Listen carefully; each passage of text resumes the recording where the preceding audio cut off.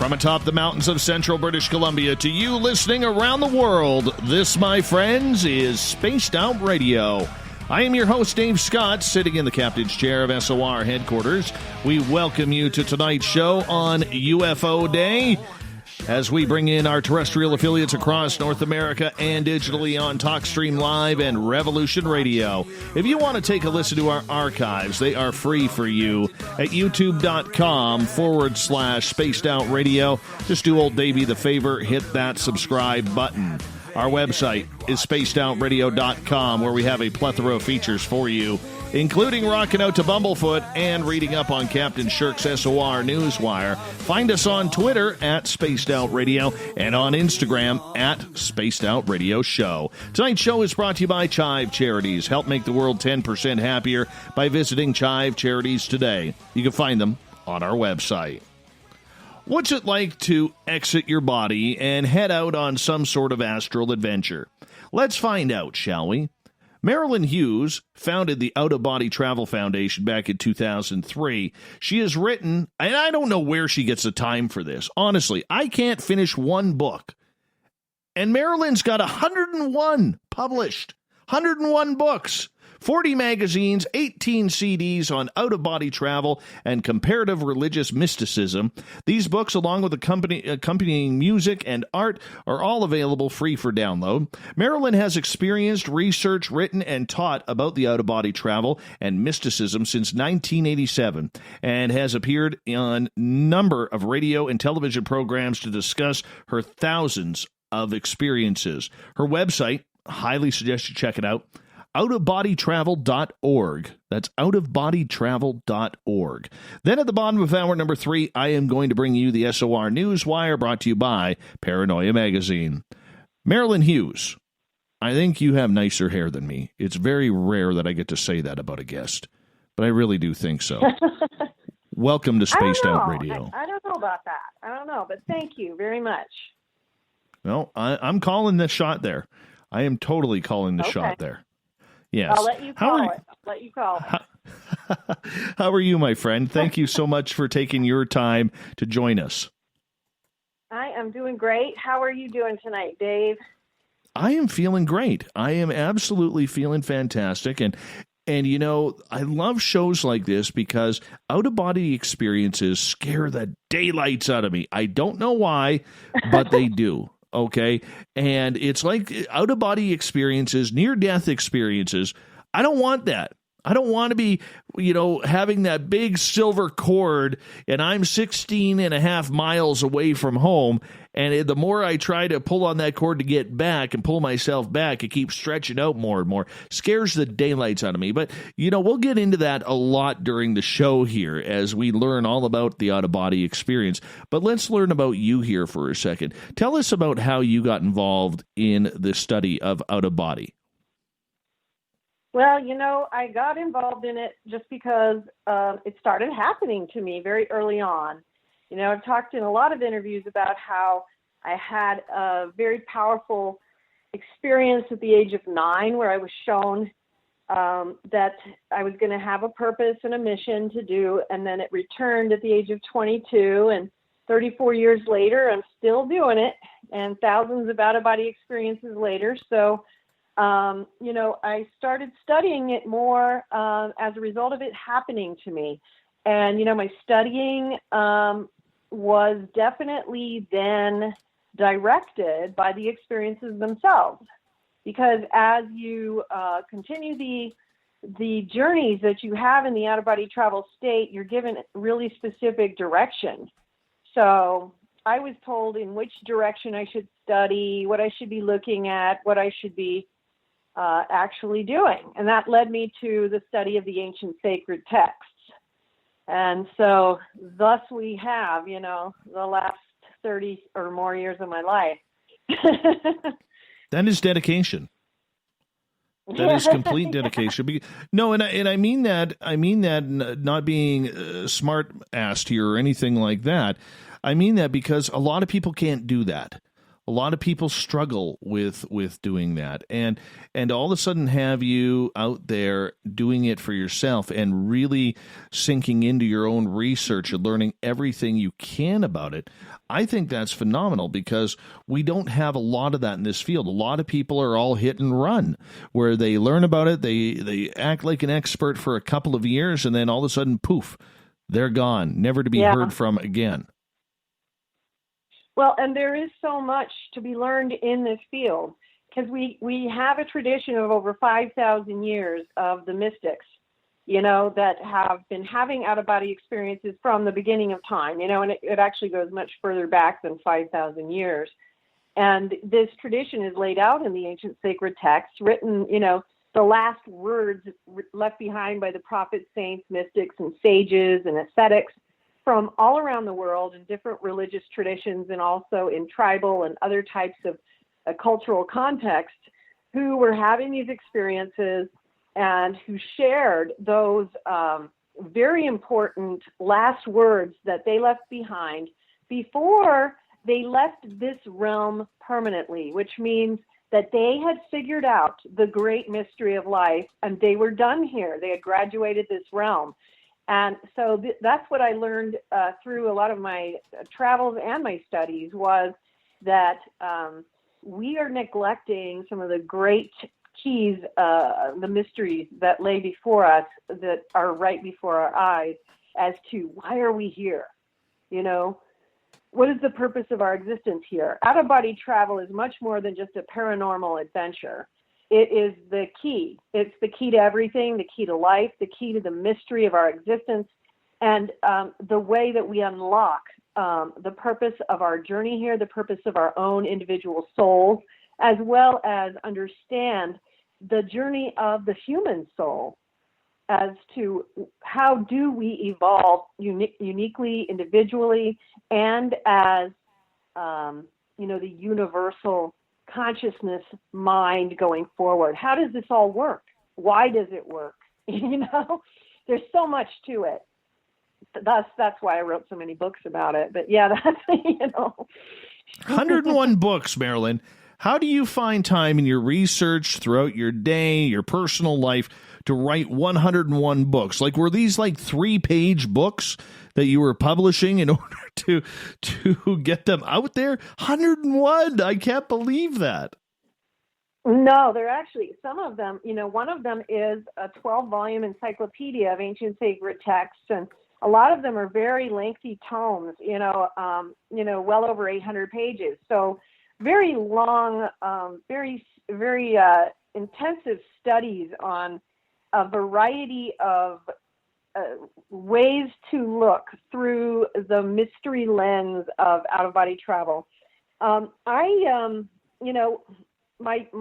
have 3 kids and they're all adults now, but when they were growing up, I would kind of take care of the kids during the day and I would write at night. So that's kind of how I did it. So I was doing a lot of my writing at night, and I was just very, very disciplined about it, And I also, in the out-of-body experiences that I had, I was given a lot of instruction in exactly what I was to do. And so there was a lot of direction. And the purposefulness of it was emphasized to me in terms of it was important for me to be very disciplined and to get it done and to do the work. So I became very disciplined that way. Oh, you would have to be. You'd have to be, because when you were writing that much theory, that's a lot of brain power to go through everything. And I just don't know how you would find the time. I mean, the discipline that comes along with that is incredible. Yeah, it was, but you have to realize, there's a lot of help coming with that, because it's really, the power of the Holy Spirit, the universal mind is, it's coming to you. It's being brought to you. It's not really, I don't really know how to put it exactly, because it's not, you're receiving assistance, I guess is the way you would say it.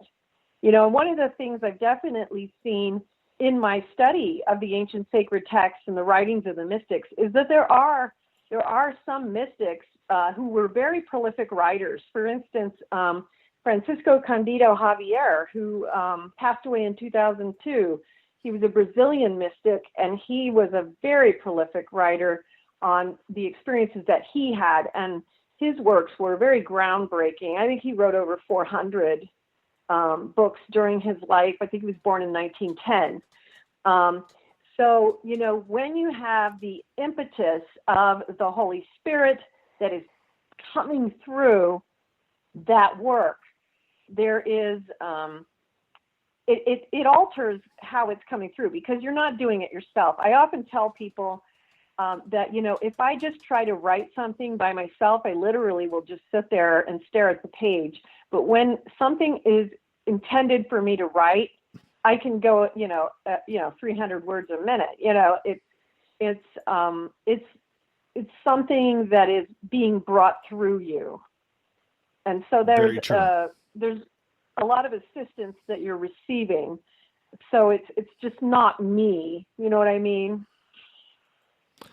Not Absolutely. me by myself, Yes.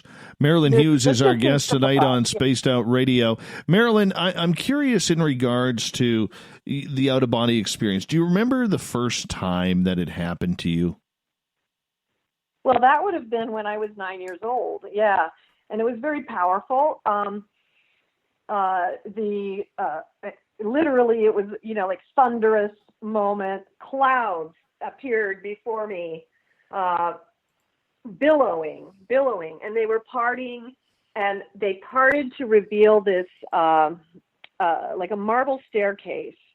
And this marble staircase was leading up into the heavens, and up at the top were two beings who I perceived as God and our Lord Jesus Christ. And on the sides of the staircase, it was lined with these golden angels. And I proceeded forward, and then I was shown a bunch of things about what I was going to need to do in the future. And then I was shown some of the obstacles that I would face. And then, told that there would be some difficulties before this would return to me later. And then at the age of 22, the first experience I had after that was much more of a simple experience, where I just kind of went into the vibrational state, started hearing all the sounds of the astral plane, the jet engine noises, and all of a sudden raised up my arm, and my light arm came out of my body, and I rolled out of my body, floated up to the ceiling, and saw my lump of flesh below, the gray clump that people talk about, and experienced that first time a bit of fear as well, just because it was my first time. I was 22 at the time, so it'd been a while. And that was then, the impetus for what would begin the next phase. So then, the first time in the later part of my life there was very simple. But as these experiences have progressed, it's gone into multidimensional travel. You go through the heavens, hells, and purgatories. There's, the initiations into the mysteries, the experiences that you can achieve in the out-of-body travel state are so far beyond what I think most people realize in terms of their depth, their meaning, and their scope. It's very, very deep. Very, very deep. I can see that. So at 9 years old, when you started going through this, you must have panicked. You must have been scared like anything to be going through this. Well, that's interesting that you would think that, but when I had it at the age of 9, it was a totally awe-inspiring experience. It was truly one of those, what I would call a burning bush moment, and, in the sense of it was it was like I knew I had, what I had seen was holy, and it was beautiful, and I wasn't afraid at all. Later on in life, the first time there was fear. And then I went through a lot of different things where I learned how to go through the experiences without being afraid. But then, one of the things that's unique in my work as well is that I deal with the spiritual warfare side of the equation. So a lot of my books talk about that, and that, we do deal with ghosts and lost souls, wandering spirits, and later on down the road, you deal with the demonic and some of the darker stuff that comes into it as well. And so that's when you experience the fear, I think. But even with that kind of stuff, we do undergo what I call mystical training. We undergo that in the out-of-body travel state, where we are taught to learn to deal with all of these things. And so these things are not nearly as frightening as we initially might react to them, because we are trained to deal with them in a proper way that changes the way we feel towards them. I want to ask you, in regards to people who have experienced these or may eventually try to experience them, there's a sense of fear in trying something like this because it is so out of the ordinary. It is sort of out there where it's on that precipice of being unbelievable. You take people through this, you teach them how to do this. Why would you teach someone to leave their body? Well, that's a great question, because, it's funny in the way you put it, because I want to, the reason you would teach somebody to leave their body is because by learning to experience out-of-body travel, a person becomes capable of operating in their life and in their spiritual life from all aspects of their existence.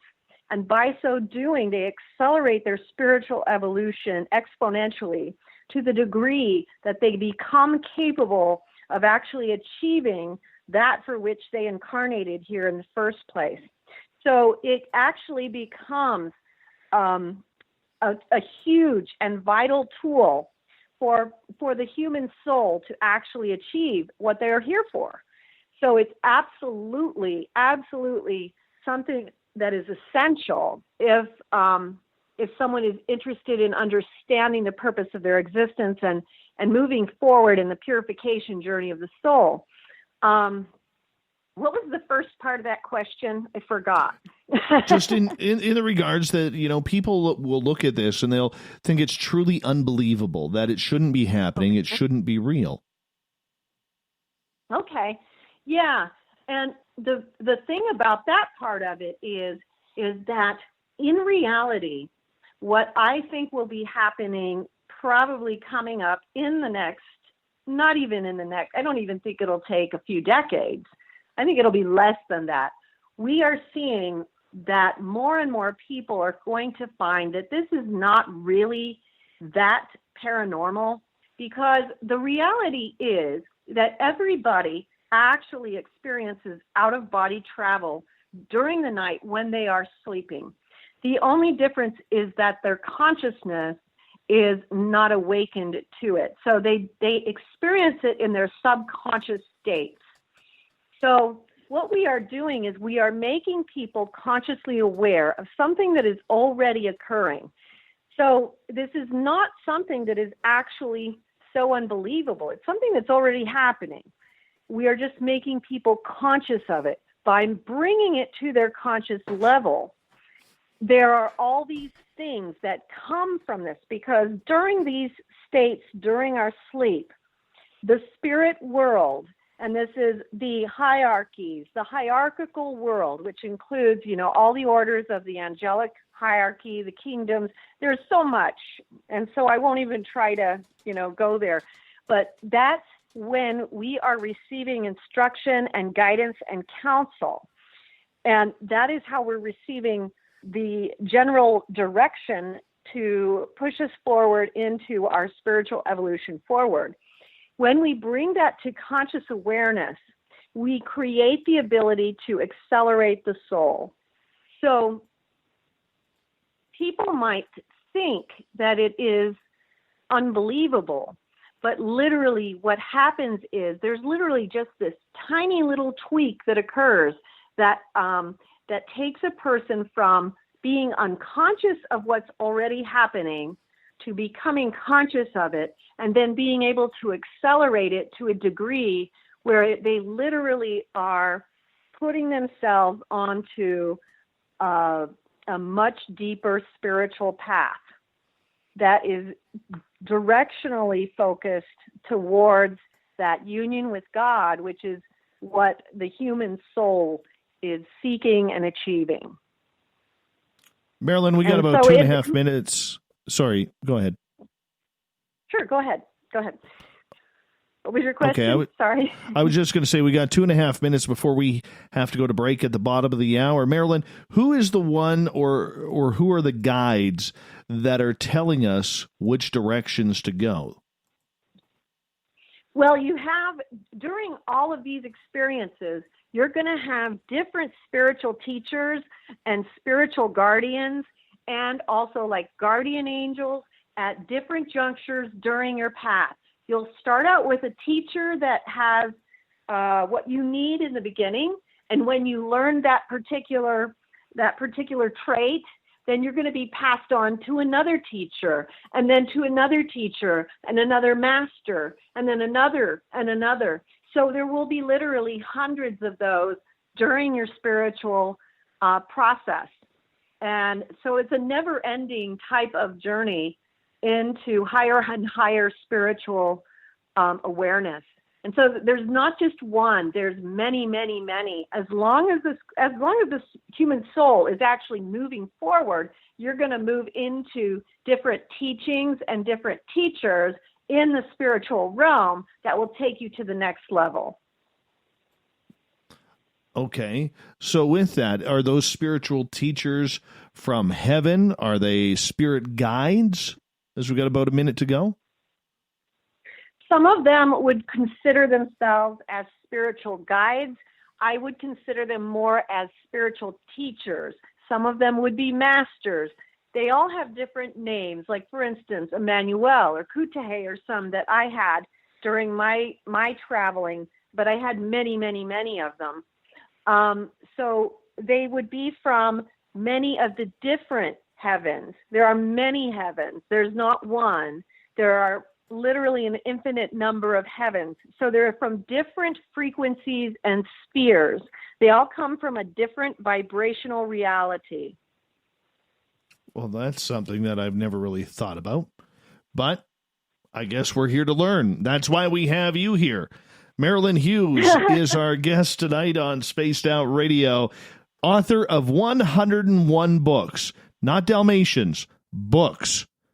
Yeah, you can find them absolutely everywhere online in bookstores. I highly suggest you check them on out. Her website, outofbodytravel.org. Let's learn what out-of-body experiences are like next on Spaced Out Radio.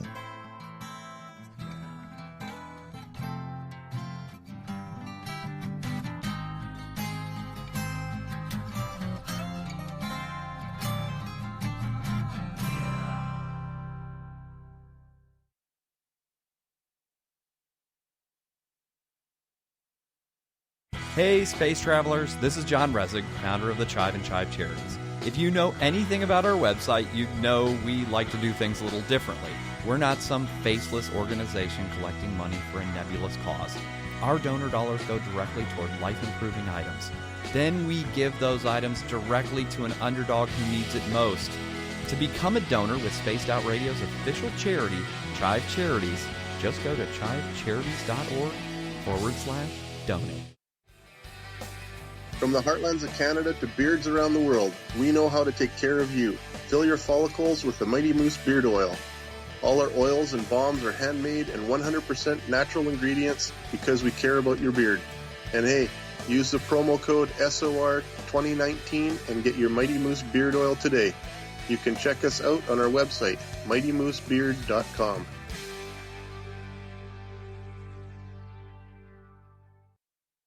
Hello, this is your guitar man, Ron Bumblefoot Thal, and I have to tell you, I love the response I get for Little Brother is Watching from Spaced Out Radio fans. It's amazing how music can inspire and make people think deeper about what's going on in the supernatural world. You can head over to my website, bumblefoot.com, to check out my music, my guitar workshops, my touring, even check out some of the hot sauces that I'm working on. And make sure you keep on listening, because with Spaced Out Radio, you know Little Brother is watching. Hey everybody, the SOR Space Travelers is open. For just $5 a month, you can hang out with Dave and our crew privately in our members-only section. With your signing, you'll receive newsletters on what's going on with Spaced Out Radio. You'll have direct contact with the host during the show in our chat, live streaming videos, and a great forum for your posts and more. Become a space traveler now at spacedoutradio.com.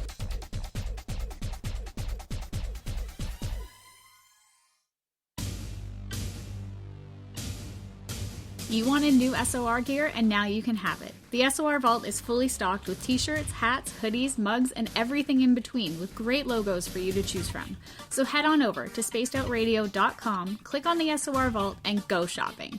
Pricing is quite affordable, and you can look good representing your favorite show. So go to our website and pick up your new SOR wear at the SOR Vault today.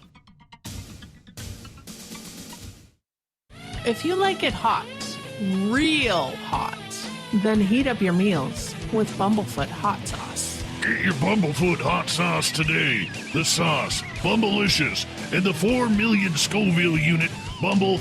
We're going in hot, real hot, coming out even hotter. Keep the milk nearby and tantalize your taste buds tonight. Bumblefoot hot sauce, available now at kajans.com. Cold drinks, great food, and the best music in Vancouver. The Moose Vancouver is the place to be, open until 2 a.m. nightly. Everything on the menu starts at just $6.95. Who serves food that cheap anymore? At the Moose, you'll never know who you'll run into. Rock stars, actors, athletes. It's the place everyone wants to be. So join us at the Moose Vancouver, the official party bar of Spaced Out Radio. Hello, Space Travelers. It's me again, Carl.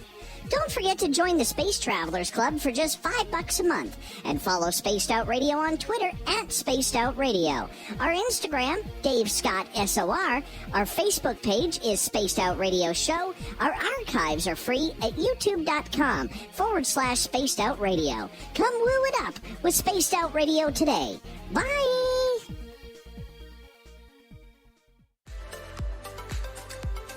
Are you looking for great advertising value for your company? Look no further than Spaced Out Radio. We have a multitude of places to get your name out there, including commercial ads during the show, special promotions, and banners on our website. Our audience is proven to support the companies that support our show. We can make your budget work for you.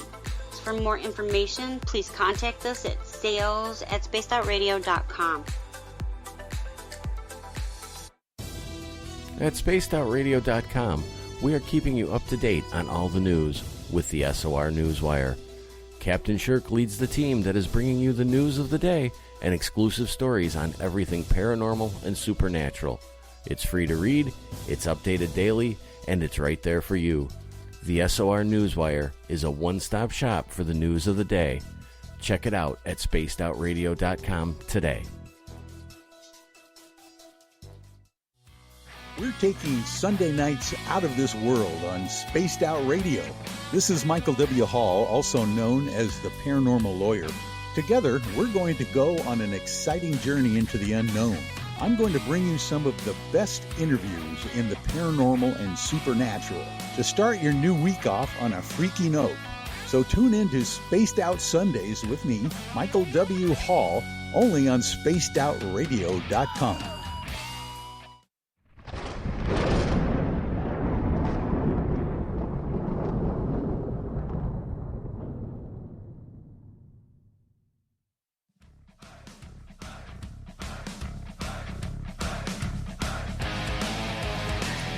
Welcome back to the second half hour of Spaced Out Radio tonight. I am your host, Dave Scott, sitting in the captain's chair of SOR headquarters. Thank you so much for taking the time to join us. We want to remind you that if you miss portions of this show or others, check out our free archives by going to youtube.com/Spaced Out Radio. Just do me the favor, hit that subscribe button. Our website, spacedoutradio.com, where we have a plethora of features for you, including rocking out to Bumblefoot and reading up on Captain Shirk's SOR Newswire. Follow us on Twitter at Spaced Out Radio and on Instagram at Spaced Out Radio Show. Tonight, it's all about astral travel, out-of-body experiences, consciousness, psychic ability. We're going to fly to the stars, and our butts are not going to leave the chairs or couches we are on right now. Our guest, Marilynn Hughes, her website, outofbodytravel.org, if you want to check it on out. Marilynn, welcome back. Thanks, Dave. Not a problem. Thank you for being here. Okay, for people who have no idea what out-of-body travel is, could you break it down to the simplest forms for us and let us know? Basically, it is when your spirit body is separating from your physical body and traveling outside. So, a lot of people think of it in terms more of astral travel, when they might be seeing their physical body from outside in the astral body and traveling through the astral realm. But out-of-body travel encompasses multi-dimensional travel. So you're going to be traveling in your soul body through many, many realms. So you will go through like what is called a vibrational state if you're going to have an out-of-body experience, and you will separate from your physical body and literally be traveling in your soul. Interesting. So with that, does it only happen at night? Can it happen during the day? Well, it happens a lot at night, but it also happens during the day. A lot of people will do their practices during the day. So, it depends on when you sleep and when you do your practices. A lot of people too will experience it like in the early morning. But usually you have to be in a sleeping kind of state. It'll happen in certain levels of consciousness. So, in my books, I recommend to people, certain practices to help people to do it. And one of them is, a meditation practice involving about a 3-hour period of time during the day, where you're lying flat somewhere and doing your meditations during the day and giving it at least 3 hours, because you want to give your body and your consciousness enough time to go deep so that you can enter into the vibrational state. And as people practice this, they will find that it becomes easier over time. But in the beginning, you have to practice quite a bit. Most people do. Some people, it comes very easy to. Others, it doesn't, No, I understand that. And for people who have never experienced this before, what's it like? Oh, it's such an amazing experience. First of all, when you hit the vibrational state, you're pretty overwhelmed by that because it's just so powerful. That's just mind-blowing in and of itself.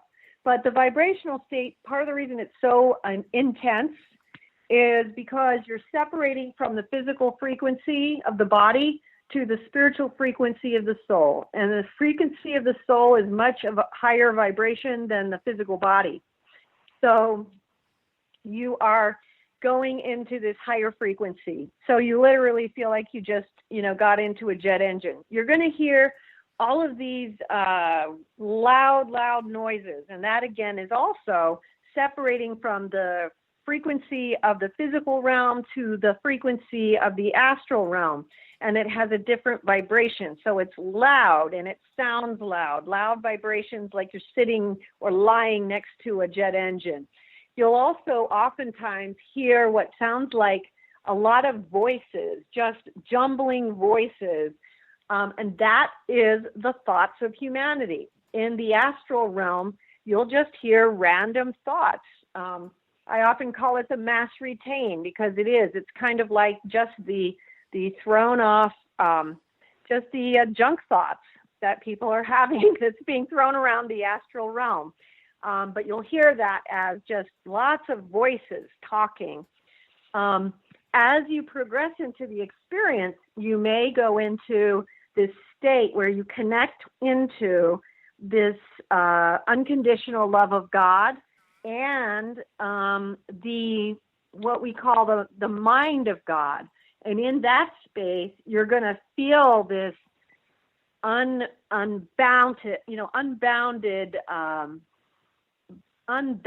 love, that God has for all life, all creation. It's and people talk about it in near-death experiences, but people experience this also in out-of-body travel.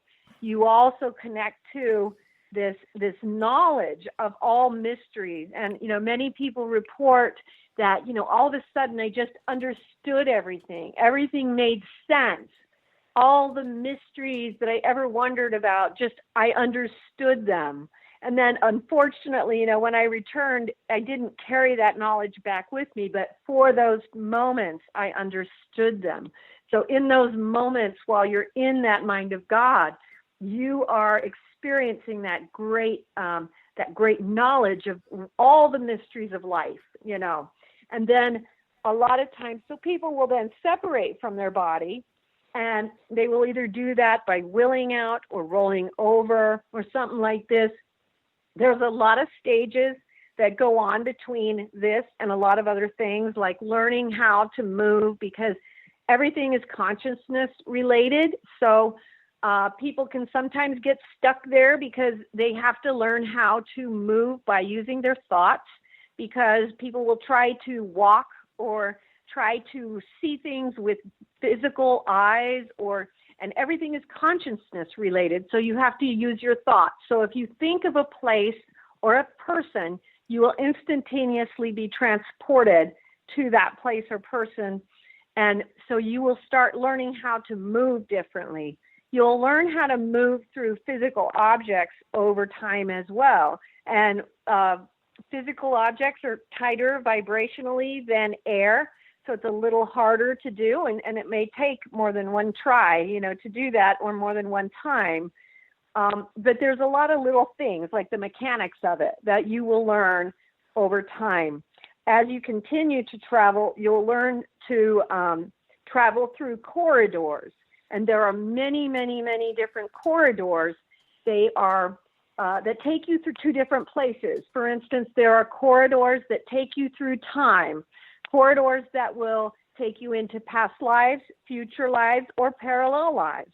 There are corridors that take you into other dimensional realities. There are corridors that take you into what is called timelessness. There are corridors that take you into the initiations, into the mysteries. There are corridors that take you into the rites of passage. There are corridors that take you into the ascension frequencies, and there are different corridors that take you into or out of different heaven, hells, and purgatories. And so there is a huge amount that you learn, that you are taught mystically, and that's what I mean when I talk about mystical training, that you receive this mystical training as you are having these out-of-body experiences. There is such a sense of beauty, wonder, joy, and the immense love that people feel, and they this wonderment, all of these things, come together. There is just such a, one of the biggest things that people, almost universally love is, flight. When people have their first experiences with astral flight or out-of-body travel flight, that is one of the most wondrous things, and shooting through the stars, because, you will travel sometimes into what I call the galactic heavens, and, you travel through black holes because those are interdimensional portals as well, and you're shooting through the space, through space and through the nebulas and different things, and it's such a rush, honestly, but it's a beautiful, beautiful feeling. I remember flying once with Babaji, the Hindu saint, in the galactic heavens. I painted it because I painted some things. You can see them at the website. I'm not a great painter, but I tried. And but that was one of the things I did paint. And but there are so many things that you will experience when you have out-of-body experiences. Those basics do seem to be related to most people's first experiences. But what I want people to realize is that there is so much more beyond that. It's not just that, that initial experience of getting out of the body, wandering around the room, or even just checking in on someone in another part of the world. There is this beautiful, vast universe to explore. And I want to encourage people to be open to that, because that's what out-of-body travel really opens up for us. All right. Honestly, it still scares the daylights out of me, even listening to you explain this. It does. Really? The thought of leaving my body and going, and it's funny because I've astral traveled before. Okay, but I still know where my physical body is. But the idea of having an out-of-body experience with that silver cord or whatever it is that we're still attached to, and hearing so many stories about people feeling helpless and weightless and struggling to get back, it literally scares the daylights out of me. Well, that's interesting. Because, first of all, I've had thousands of experiences, and I've never seen the silver cord that people talk about. I know some people have, so I'm sure it exists. But I think that what we have to remember, and this is one thing that a lot of people forget, and this is one of the things I went through in my training, was that when you feel lost or you feel like you can't get back to your body, you have to instantaneously remember to think of returning to your body, because that's how you do it. We can get very caught up when we're feeling lost in the astral state. Oh my gosh, and we forget the simplest of things, which is that is how travel works in the spirit realm. And so thinking of returning to our body is how we make that happen. I know it sounds very simple, but that's how it happens. So yes, and then if that doesn't work for somebody, then you call out for help. You call out to your guardian angels for help, and if that's not helpful, you call out to Jesus for help. And one of the things that I found in my travels is that if you're in trouble, you call out to St. Michael, or you call out to Jesus Christ for help. If you're in trouble with any kind of demonic thing, if you're lost, you call out and you will get help. That's what will work. And you'll get it immediately. And you'll see that in near-death encounters. You'll see that in people who have had experiences like near-death encounters to hell. The minute that they called out to the Lord, he came. And he turned it all around and brought them back. And that's what I have also experienced in my experiences. And I've heard from many, many others who have experienced the same thing. So sometimes people don't necessarily want to hear that, but I'm telling you what works. Makes sense. Marilynn Hughes is our guest tonight on Spaced Out Radio. We're talking out-of-body experiences. The feeling of flight, the feeling of peace, the feeling of getting in touch with your spiritual side has a different effect on each and every one of us who have this experience. For a newcomer who is wanting to try this, what should they prepare for? Well, I don't know that they need to prepare for anything. I think the preparation should be in the there's a whole, at my website, we have a whole course of study on how to get ready for the experiences. And ironically, the kinds of things that you want to be doing to prepare for the out-of-body experience are the things that are actually going to make you feel all those things even when you're in your body. Because that is exactly what we're trying to achieve, in a sense anyway. We're trying to actually we're trying to create and bring that back here. And so, for those who are not going to experience that out-of-body experience, they still have the opportunity to, enter into the purification pathway and experience this lightness of being and stuff. And so there is a whole course of training that you can go through to begin to understand the whole process of how to prepare for this lightning. This whole thing of, one of the books, I always suggest people start with The Mysteries of the Redemption, a treatise on out-of-body travel and mysticism. And that book is one that was programmed by the spiritual guides and those who helped me write it to help people to just have spontaneous experiences as they read the books. And that has, borne out to be true. And people will find that to be the case.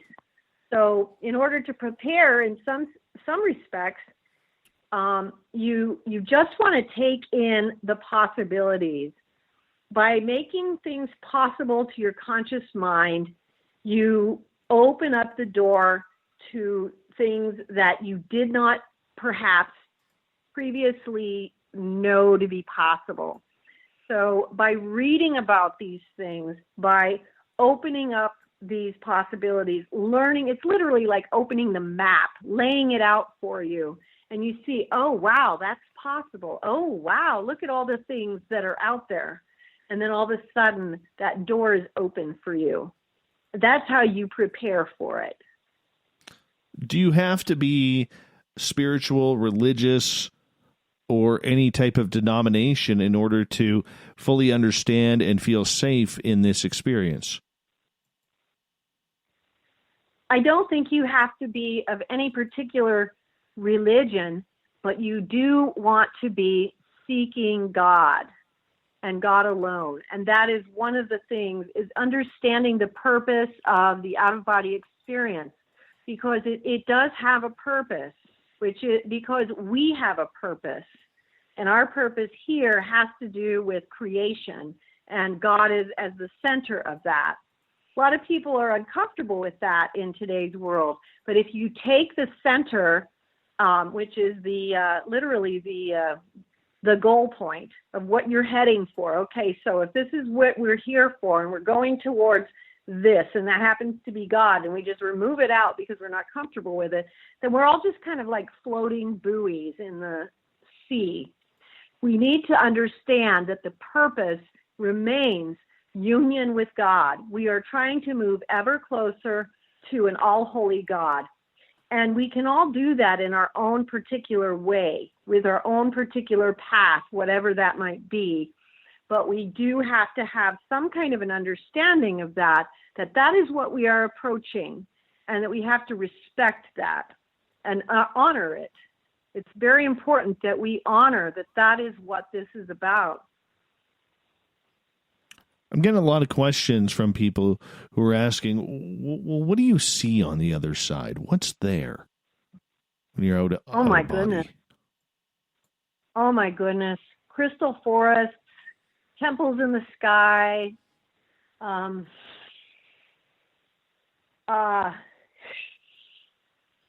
my goodness. It's so hard to put it. Everything. St. Paul said, "Eye has not seen nor ear heard what God has prepared for those who love him." And that was an understatement. It was an understatement. The worlds of energy are so far beyond what we can fathom that there's not even words for them. I've been taken into, the heavens where the souls of humans and the souls of extraterrestrials reside peacefully together, and it's as natural as anything. You don't even notice it because it's that natural. The galactic heavens, the beautiful nebulas, the temples in the sky. there are so many. There are all these worlds, the white-winged horses. I have a white-winged horse that takes me. His name is St. Harmony Crystal Fire, and he'll come out and take me on journeys. And he is much more than a horse. This being has some type of sentience that is beyond my ability to comprehend. I've been shown this. He is beyond what we are as human beings. We see worlds that are literally, I've been to the Palace of Ancient Knowledge, which is the library where all knowledge is kept. And it has the scrolls from not just our world, that everything, all knowledge from our world that has ever been attained, but it has scrolls from every other world that has ever been attained. There's so many things. I've been shown the holiness of the sacrifice of the Holy Mass and how it manifests and is played out in the heavens. There's 54 steps in the mystical spheres. I've had so many experiences with the prophets, saints, mystics, and sages, and each one of them is just a different thing. There are so many different planetary civilizations, and each one has a different type of thrust. I've been to an extraterrestrial world where the light was so advanced that I have no words to describe it, but I didn't want to come back, and I really wish I didn't have to. It was just so far beyond ecstasy in terms of the way that they lived beyond unconditional love. They were so evolved beyond it. It was beyond it. It wasn't even what we would consider unconditional love. They were something so far beyond it. I have seen so many different types of beings whose nature is of a different accord than ours and different accords than one another. There is so much to learn about how our universe is populated. There are worlds where beingness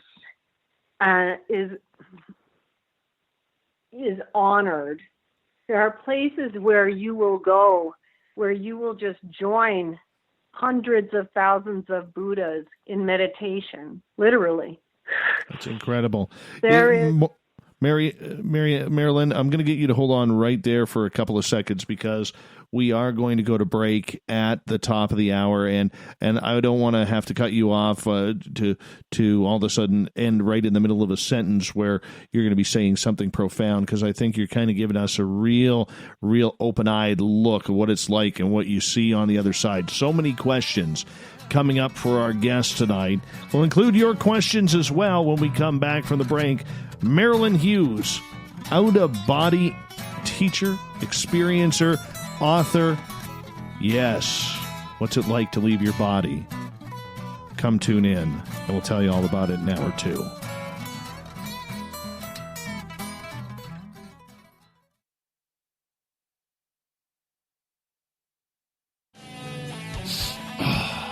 I'm feeling a little spicy tonight. What to do? Why not get Bumblefuck? 4 million Scoville units of pure hard rock. Bumblefoot hot sauces come in 3 flavors. The burning Bumble. Tone it down a bit with Bumblicious and throw the sauce on everything. Spice it up. Bumble me, baby. Bumblefoot hot sauce. Get it today at kajans.com.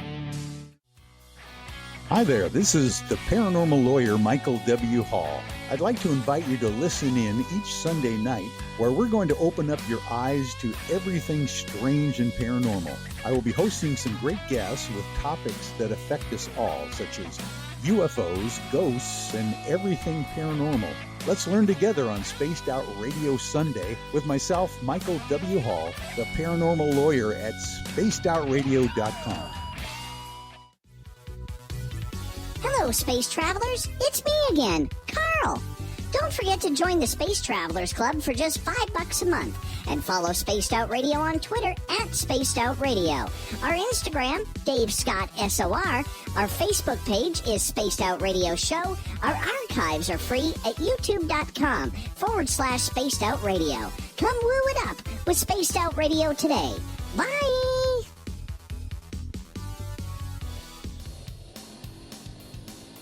We all know on Spaced Out Radio we love a good beard and mustache, so why not take care of your facial hair with Mighty Moose Beard Oil? Made in Canada, we're taking care of beards and stashes around the world. We use 100% natural ingredients with our oils and balms to make your whiskers feel silky smooth. Use promo code SOR2019 at MightyMooseBeard.com today.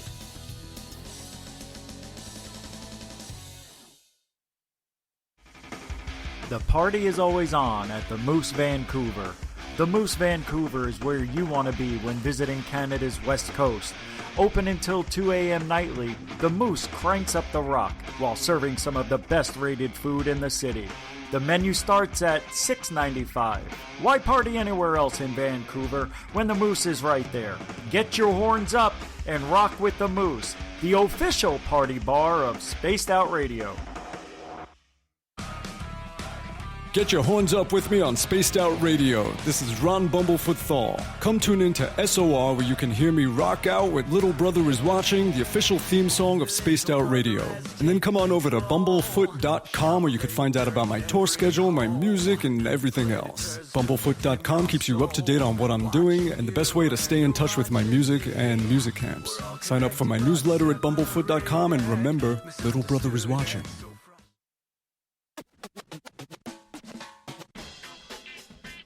The SOR Vault is open for business, and do we have some cool swag for you to pick up? All you have to do is head over to our website and click on the SOR Vault.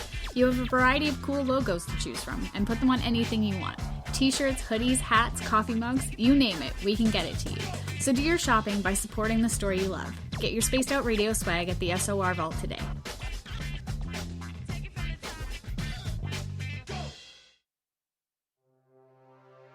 We are scouring the world for the most intriguing stories of your day. Take the time to read up on the SOR Newswire, where our team, led by Captain Shirk, will deliver to you some of the best paranormal and supernatural news, along with some stories that will blow your mind from the weird to the wacky. It's the news outside the news that piques interest, and that's what we're looking to deliver to you. The SOR Newswire, only at spacedoutradio.com. Hi, this is Amber Beckrud, and I want to invite you to subscribe to our YouTube channel where we store all of the SOR show archives for free.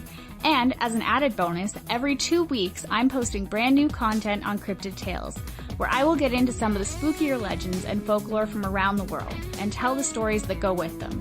Find us at youtube.com/Spaced Out Radio and check out Cryptid Tales today.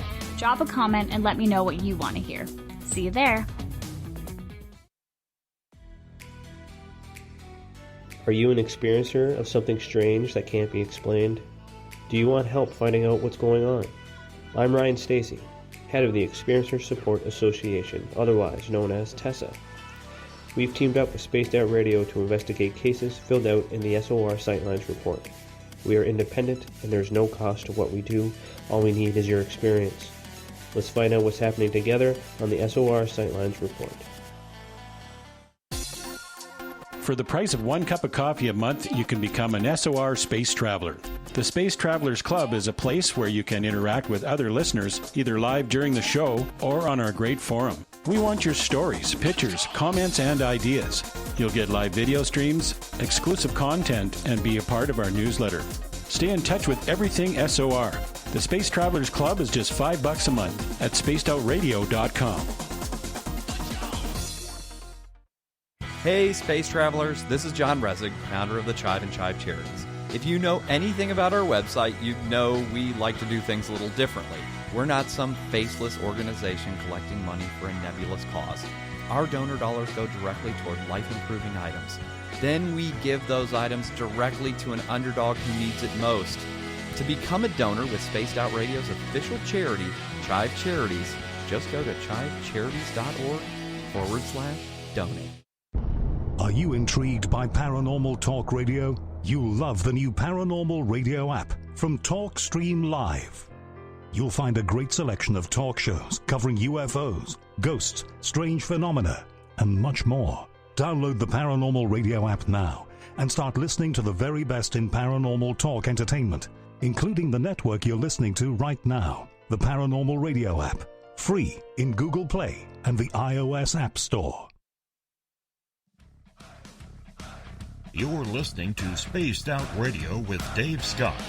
Follow Dave on Twitter at Spaced Out Radio and on Facebook, Spaced Out Radio Show. Welcome back to hour number 2 of Spaced Out Radio tonight. I am your host, Dave Scott. Thank you so much for taking the time to spend with us. We welcome back everyone listening in on our terrestrial affiliates across North America and on the digital side on TalkStream Live and Revolution Radio. Remember, you can check out all of our archives for free by going to youtube.com/Spaced Out Radio. Just do me the favor, hit that subscribe button. The Desert Clam has set the password for tonight in the SOR Space Travelers Club. Hylomorphism. Hylomorphism is your password. Use it wisely, space travelers, as the Clam sets the password each and every night right here on Spaced Out Radio. Our website is spacedoutradio.com, where we have a plethora of features for you, including rocking out to Bumblefoot and reading up on Captain Shirk's SOR Newswire. Follow us on Instagram at Spaced Out Radio Show and on Twitter at Spaced Out Radio. We are talking about the out-of-body experience tonight. Marilynn Hughes joins us. She's the author of 101 books. Yeah. Where she finds the time to write these, I have no idea. I don't think she sleeps, because if she's not writing, she's out of body. Her website, outofbodytravel.org. Marilynn, thank you so much for joining us tonight. You're welcome. Thanks for having me. I'd love to start this hour off with a question from Jules here. And she is asking, are the beings you encounter all trustworthy teachers, or can they be not so nice at times?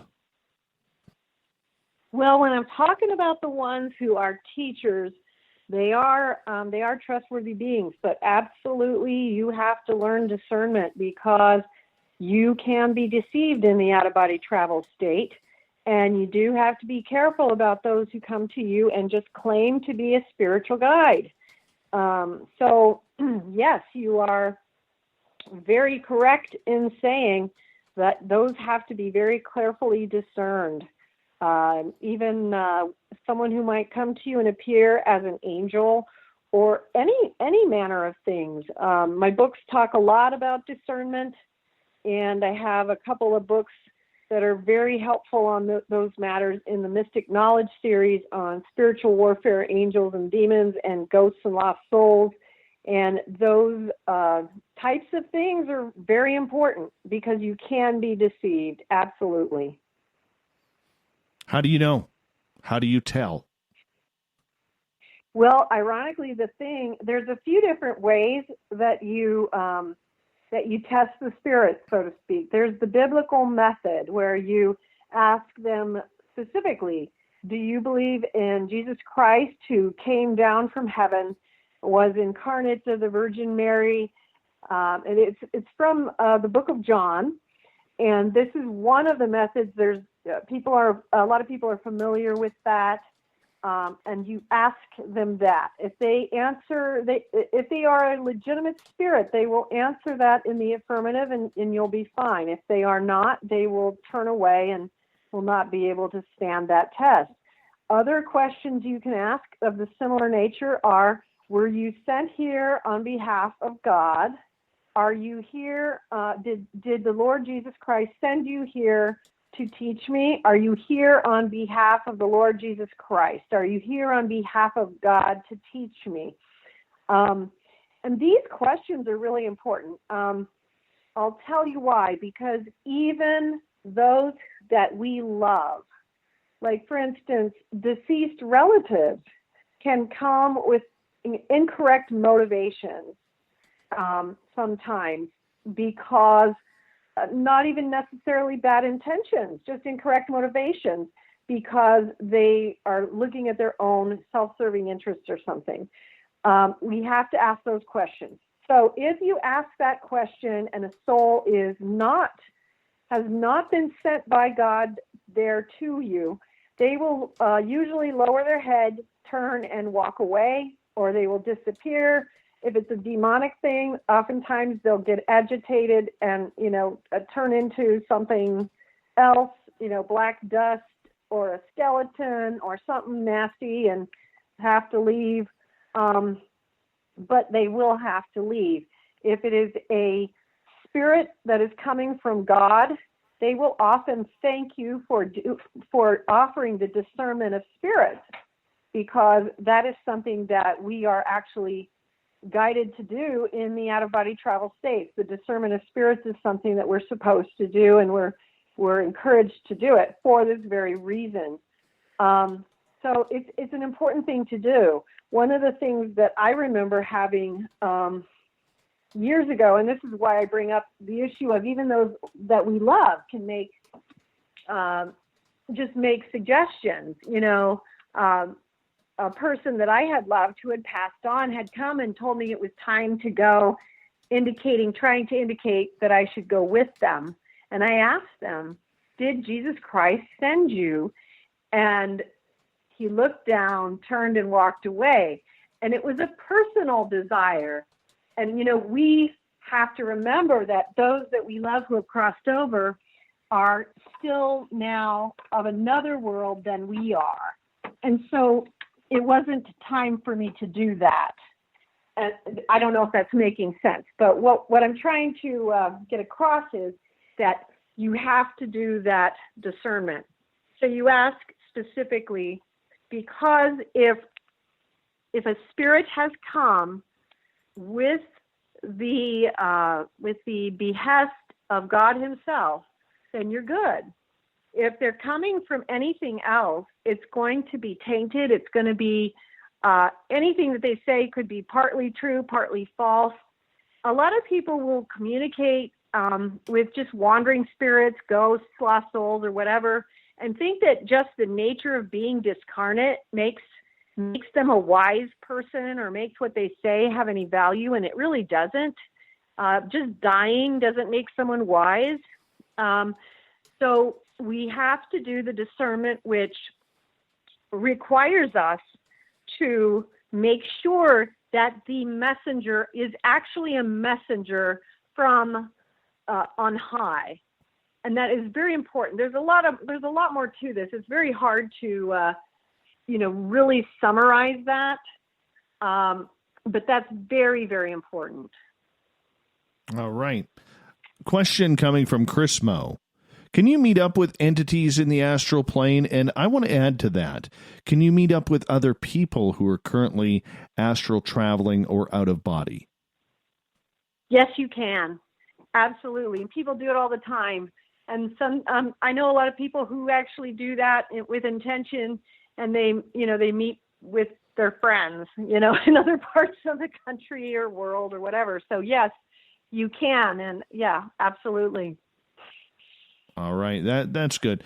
What happens if you run into somebody who's astral traveling or out of body, and maybe they don't even know? Maybe they're sound asleep and they don't even know, and you run into them.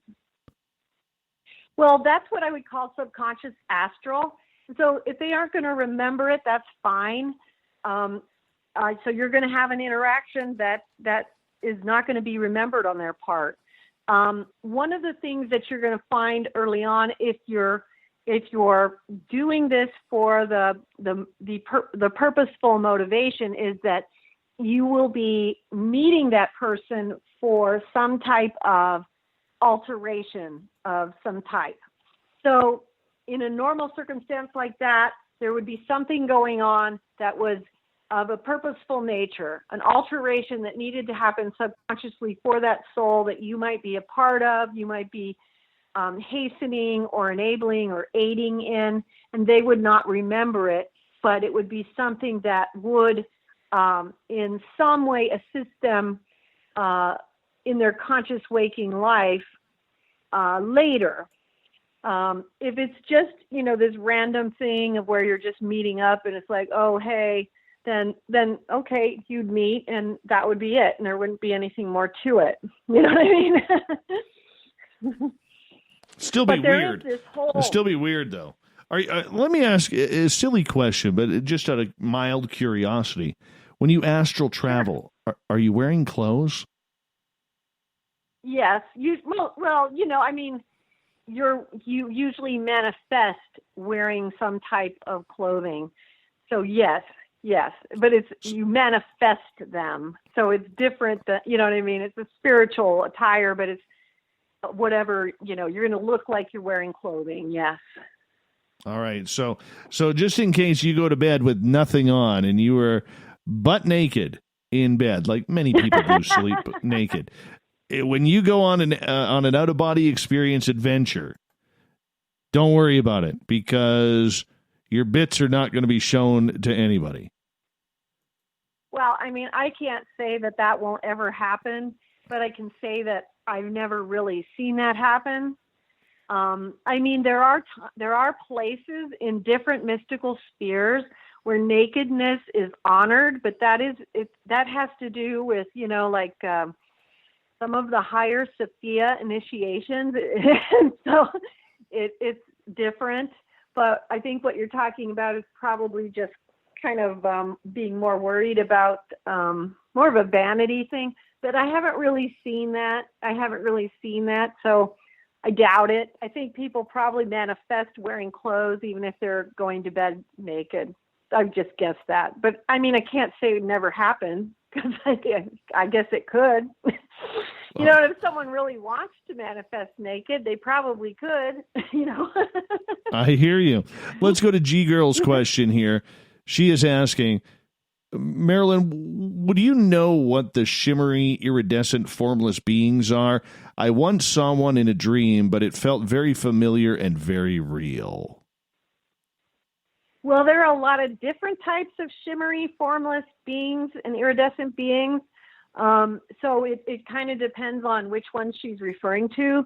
But, like, for instance, there are the golden angels, and they are golden and shimmery and iridescent and formless. There's also other types that are more ephemeral, that are like silverish, and these are of a different order.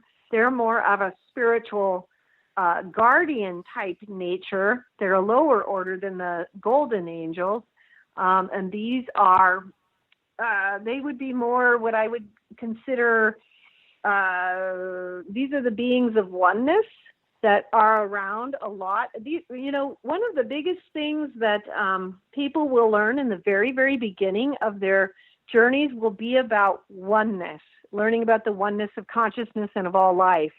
And so a lot of people will see those ones first, and they are very much like that, the silvery, shimmering, iridescent beings.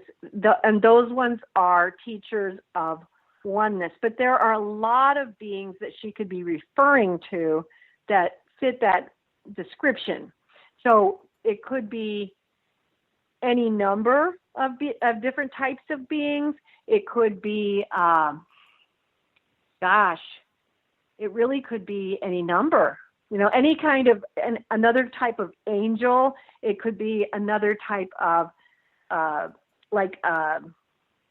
even like another type of teacher, another type of guardian, another type of there's an area of these beings that are known as thought adjusters, and those are the ones that actually work on the thoughts of humankind. They try to alter the thinking so that we move our thinking towards a higher order.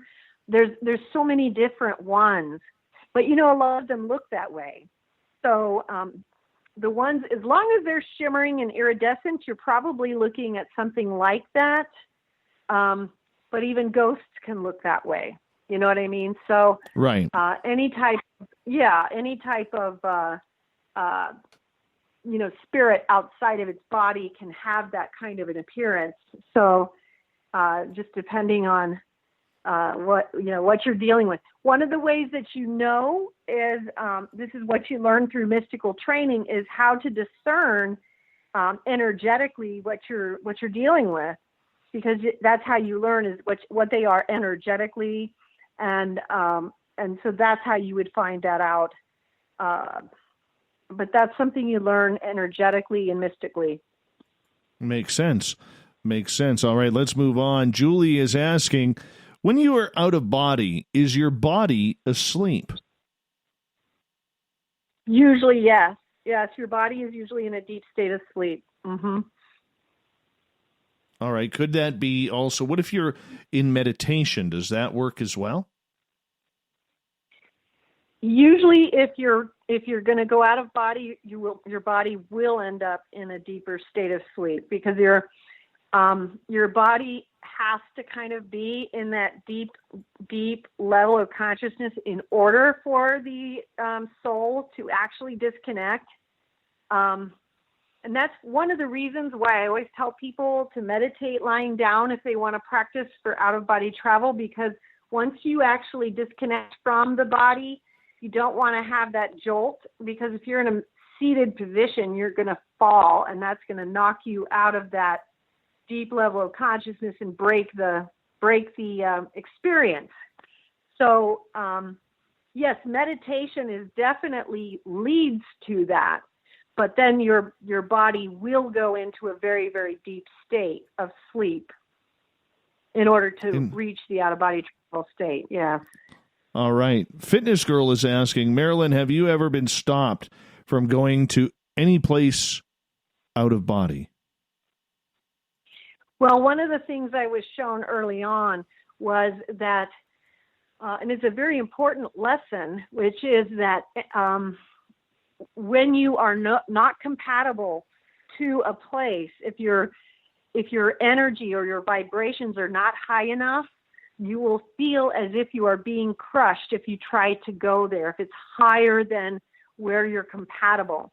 I learned this early on because I was going through what are called vibrational raisings, and I didn't understand their purpose. And so early on, I was shown that if you tried to enter into a higher sphere, you felt like you were being crushed. And so that would probably be the only time that I recall. There are other times that you might be hindered from going into spaces like in certain lower spheres if it's dangerous for you or anything like that. But one of the reasons you will go through the vibrational raisings is to prepare you for higher realm travel and to prepare you for the travel through the lower and higher realms, and so that you will not experience that. But yes, you do have that's absolutely a real thing. You have to go through certain rites of passage and initiations in order to pass into the next realm, so to speak. And this happens literally hundreds and thousands of times. There are lots and lots and lots of passages from one level of being into the next. And so we are not allowed to go into the next sphere until we have passed all of the tests of the previous one. And so there are things that we're not allowed to see until we're ready. All right, let's move on to Michael's question, as we got about 4.5 minutes left before we got to go to break at the bottom of the hour. Marilynn Hughes is our guest. Out-of-body experience is what we are talking about. Michael is asking, Marilynn, can you encounter yourself on a different plane or time of existence or different timeline? Oh, great question. I love this question. Yes. It's a great question. Absolutely, to all of those. Yes, you can encounter your highest self, which is the part of your soul that resides the closest to God, which has the knowledge of all of your selves, which means all of your previous personalities, your previous lifetimes, and your, past, future, present, parallel lifetimes. You can encounter your previous lifetimes and experience those lifetimes. You re-experience them. You absolutely. One of the things I also experienced was what I was shown as the sacred hoop, which was experiencing, when I was very young, I experienced my older self when meeting my younger self. And I was young at the time, so it was my younger self meeting my older self, and we were completing this link up. It was really important in order for me to achieve my mission. But absolutely, I've had all these experiences with my higher self and with many of my different lifetimes, and these connections can be very, very important for us to actually obtain the energy and the wisdom that we need from all of these different aspects of our many lifetimes and personalities, so that we can actually achieve what we came here to overcome or do differently than we've done in the previous lifetimes we've lived, because we usually have habitual behaviors that we're coming here to overcome or change or do different. And so, yes, all of those, yes, you absolutely can, and you absolutely do. It's a huge part of the ritual passage that we go through in the out-of-body experience. All right. I was just wondering about that, because there are many people out there who claim they have met with their previous selves in different dimensions or timelines. You know, some people have said that they've met in more evil rendering of themselves. Some people have stated that they have met a wealthy person in their phenomena. Are we bouncing through the same timelines with connections to our other selves? Well, what we can do is we have, I'm not sure I understand your question. Okay. So let me rephrase here. Okay. Sure. If you can, like you stated, go to different timelines or different dimensions while out on astral, okay, and if the theory is correct that we can visit ourselves in other timelines or dimensions, what happens if we run into somebody who is, say, ourselves, but maybe a little bit more successful or a little bit more famous or a little bit more downtrodden or a little bit more evil? Are we connected with that person in the other realm? Yes, absolutely.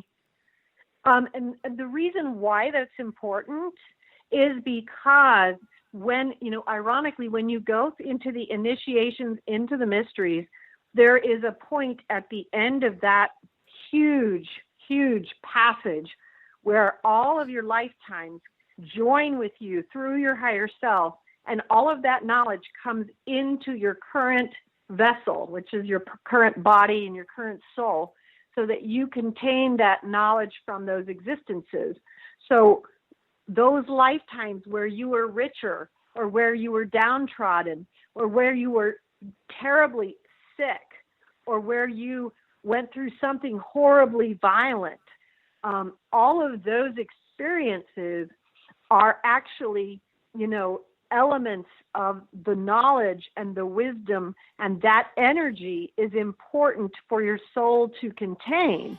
So all of that, yes. All right, Marilynn, hold it right there. We're going to go to break here at the bottom of the hour. Marilynn Hughes, Out of Body Experience, continues next on Spaced Out Radio.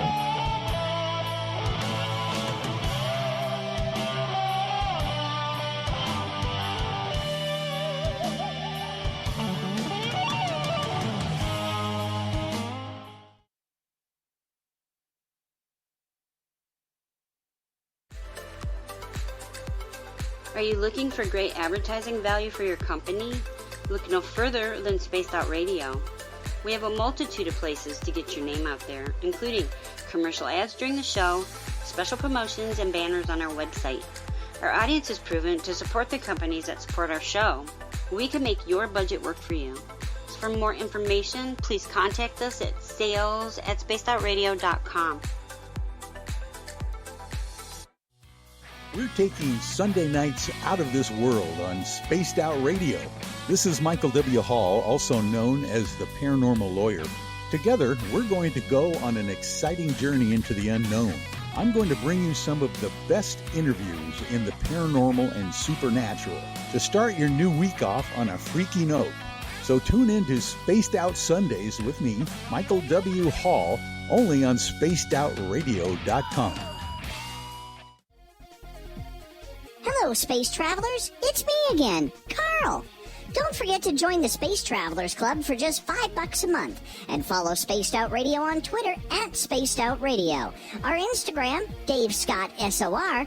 Our Facebook page is Spaced Out Radio Show. Our archives are free at youtube.com/Spaced Out Radio. Come woo it up with Spaced Out Radio today. Bye!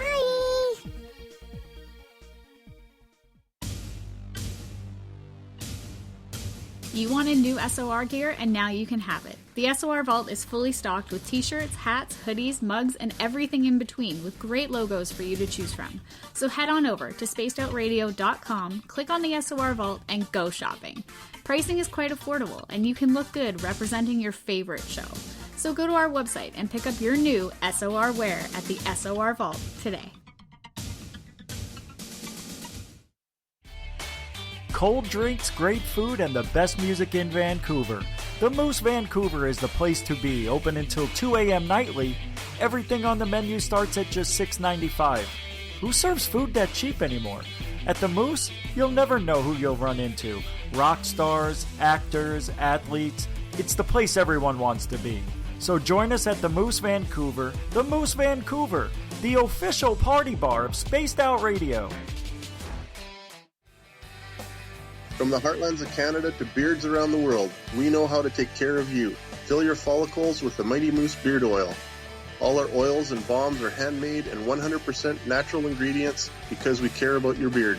And hey, use the promo code SOR2019 and get your Mighty Moose Beard Oil today. You can check us out on our website, mightymoosebeard.com.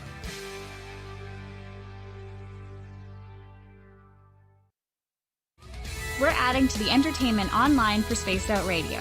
I'm Amber Beckrud, and I want to invite you to subscribe to our YouTube channel and check out Cryptid Tales, where I will take you on a journey into some of the strangest legends and lore from around the world, relaying the stories to you of the strange creatures and experiences that people have had throughout time.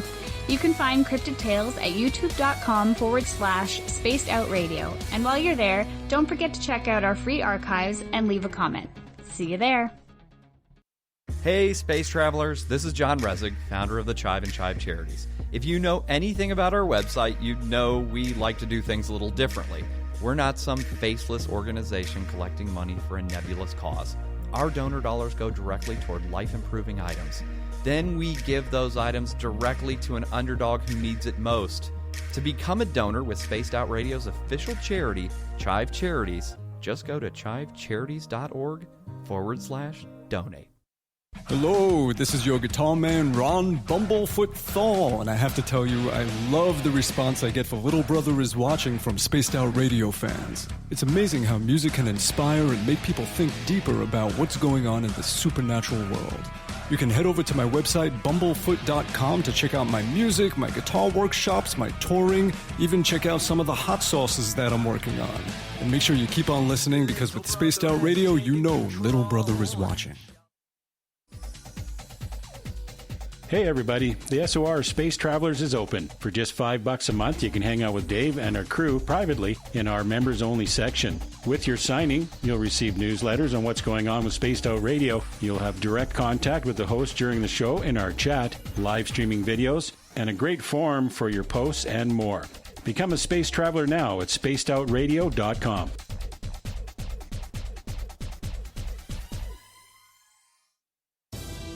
At spacedoutradio.com, we are keeping you up to date on all the news with the SOR Newswire. Captain Shirk leads the team that is bringing you the news of the day and exclusive stories on everything paranormal and supernatural. It's free to read, it's updated daily, and it's right there for you. The SOR Newswire is a one-stop shop for the news of the day. Check it out at spacedoutradio.com today.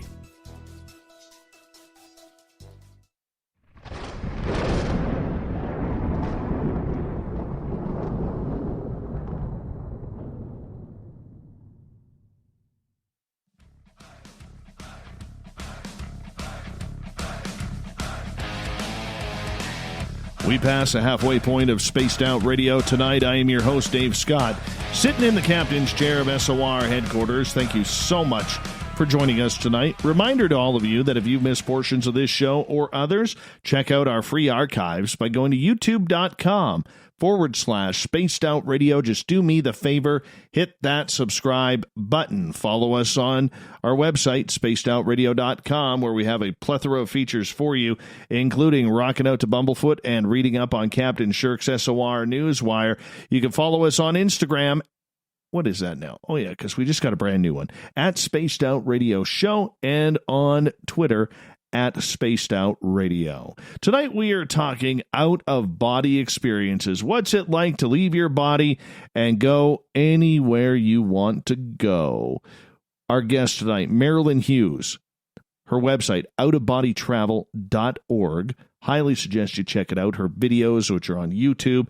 She's got like 101 books. I'm not even exaggerating. 101 books out there regarding this subject. The lady is brilliant when it comes to out of body and so much more. Marilynn, welcome back. Thanks, Dave. Brilliant. Did you hear that? Yeah, I know. That was very nice of you, but thank you. Well, that's the kind of guy I am. That's the kind of guy I am. All right. So we're right in the middle of a bunch of questions from our audience here, and I want to continue with those because I think there's some real good ones here, and I love it when the audience steps up and kind of almost takes control of the show. It makes my job easier, not that I'm lazy or anything, but they always have a different perspective of where they want to go with things and hear the answers, and that's why it's important that we kind of bring those up. And speaking of which, Nikki is asking, what's your version of demonic, your description of demon versus an evil spirit? Well, let's see.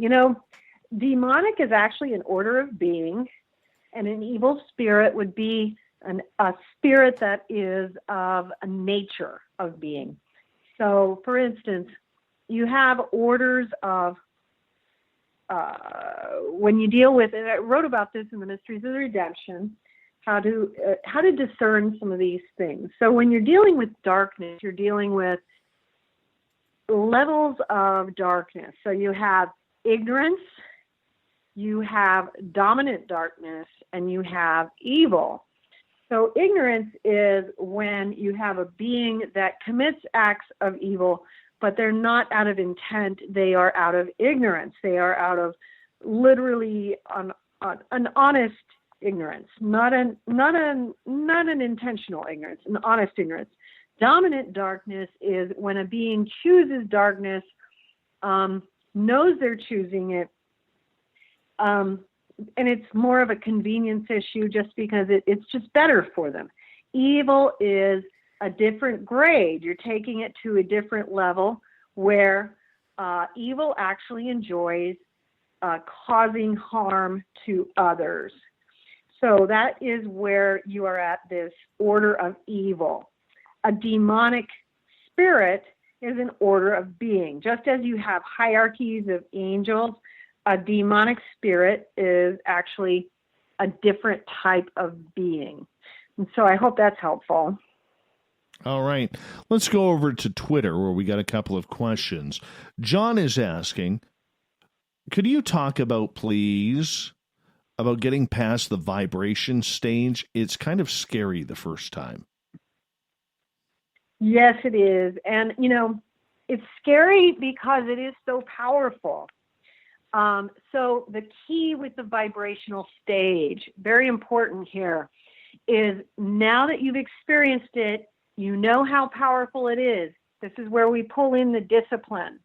You have to pull in this is where meditation, this is where concentration are key, because what breaks the vibrational state is any type of sudden startlement, any kind of surprise, any type of, if you get excited or even fear as you've experienced. So if you're in the vibrational state and you're going to go forward, or even in the initial stages of an out-of-body experience, any of those emotions are going to shoot you right back to your body.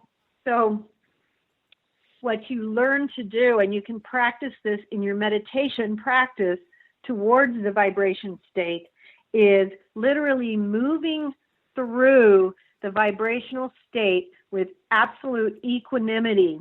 So you want to discipline your mind that you are going to remain absolutely calm and equanimous while you move through that vibrational state. You're not going to respond with startlement, with surprise, with excitement. You're going to contain that state. And when you're able to do that, then you will be able to move through that vibrational state to the point where you will be able to either roll out of your body or will yourself out and move around the room. And that's where you will start to the next level. Again, though, when you're out, any kind of startling, any kind of excitement, is going to throw you right back in. And this is very common in the beginning. A lot of people will report, even when you see somebody, for instance, someone you love who has passed on, you're going to be very excited, and it's going to throw you right back. And this is a very common thing. People will say, oh my gosh, and I got so excited, and then I immediately, got thrown back in my body, and I didn't get to hear what they had to say. So you want to practice this equanimity where you discipline your mind to go through it in a steady way. And it's hard to do, but you can do it. You can absolutely do it. And you practice that in your meditation so that when you get into the vibrational state, you can do this in a very steady, still way and try not to have any type of extreme reaction up or down. Move right through it, right through that vibrational state. It's like going through water. Interesting. I would have never thought about that. Never thought about that. All right, let's move on. Step, yeah. Let's move on step, here. Yeah. Jenny is asking, hi, Jenny. Did you get to look into your own past lives, or can you when you were in out of body? Absolutely. And in fact, not only do you look into them, you'll go through the time tunnel and you actually get dropped into them and you re-experience them. You re-experience them as if you are right there. You feel everything. You re-experience everything. You even re-experience some very intense things. So absolutely you do. Very powerful stuff. Yeah. All right. Andrew is asking, is there a way to activate the astral travel before you go to sleep? You can set the intention. You set the intention and you can, engage in the type of prayer or meditation, spiritual reading that you want to do to increase the likelihood that you're going to go into this state. It's all about the practice that you are engaging in before you go to bed at night, and also the practice that you continue throughout the day. There are a lot of different kinds of things that you can utilize, as you're going to sleep as well, So there's you can utilize different types of meditation techniques. What I recommend for people is generally a very simple mindfulness meditation technique where you focus on the breath. That is the most effective thing that I have found for this. You focus on the breath and just try to not worry about your thoughts. And so if you can practice a little bit of the mindfulness technique and then practice that as you go to sleep, that is one of the things that you can do. There's a lot of other suggestions you can follow. I have a whole series of 9 books on the how-tos. So, Come to Wisdom's Door will give you a lot of details. I just released a book called Astral Projection Made Easy. I just released it, so I don't remember. But that one is also, it gives you a lot of stuff that you can focus on as, right before you're going to try to do your practice. And so there's actually, so it makes it 10 books on on how to do the out-of-body experiences. But they literally go in succession towards the deeper and deeper practice of the out-of-body experiences. So there's a lot of different things you can do. Spiritual reading is really important in the practice of out-of-body travel. A lot of people forget that one. People know about prayer and meditation, but spiritual reading is very important. One of the biggies that the prophets, saints, mystics, and sages from all the ages have talked about, it's a big part of the spiritual practice, which helps get your spirit, your mind, your soul ready to go. So throw that into your practice. All right, one comment and one question here. John says he had just asked a question about the vibration stage. He says, your answer was awesome, perfect, could not have been more clear or more helpful. Thank you so much. And Greco is asking, and, Greco owns a Greek restaurant in Toronto somewhere. And so he's a Maple Leafs fan, and, we just don't really trust them around here. But anyways, he is asking, does bacon still make everything better in the astral plane? Yes, absolutely. Yes. Yes. Yes. Boy, I wish I had some right now. Great question. Great question. Yeah. Probably the best question he's ever asked a guest. Yes, it's a great question. Yes. All right. Good to know. Good to know. Chris is asking, have you ever heard or met an entity called the Great Gardener? I have not. All right. Well, I think that's a pretty self-explanatory answer there.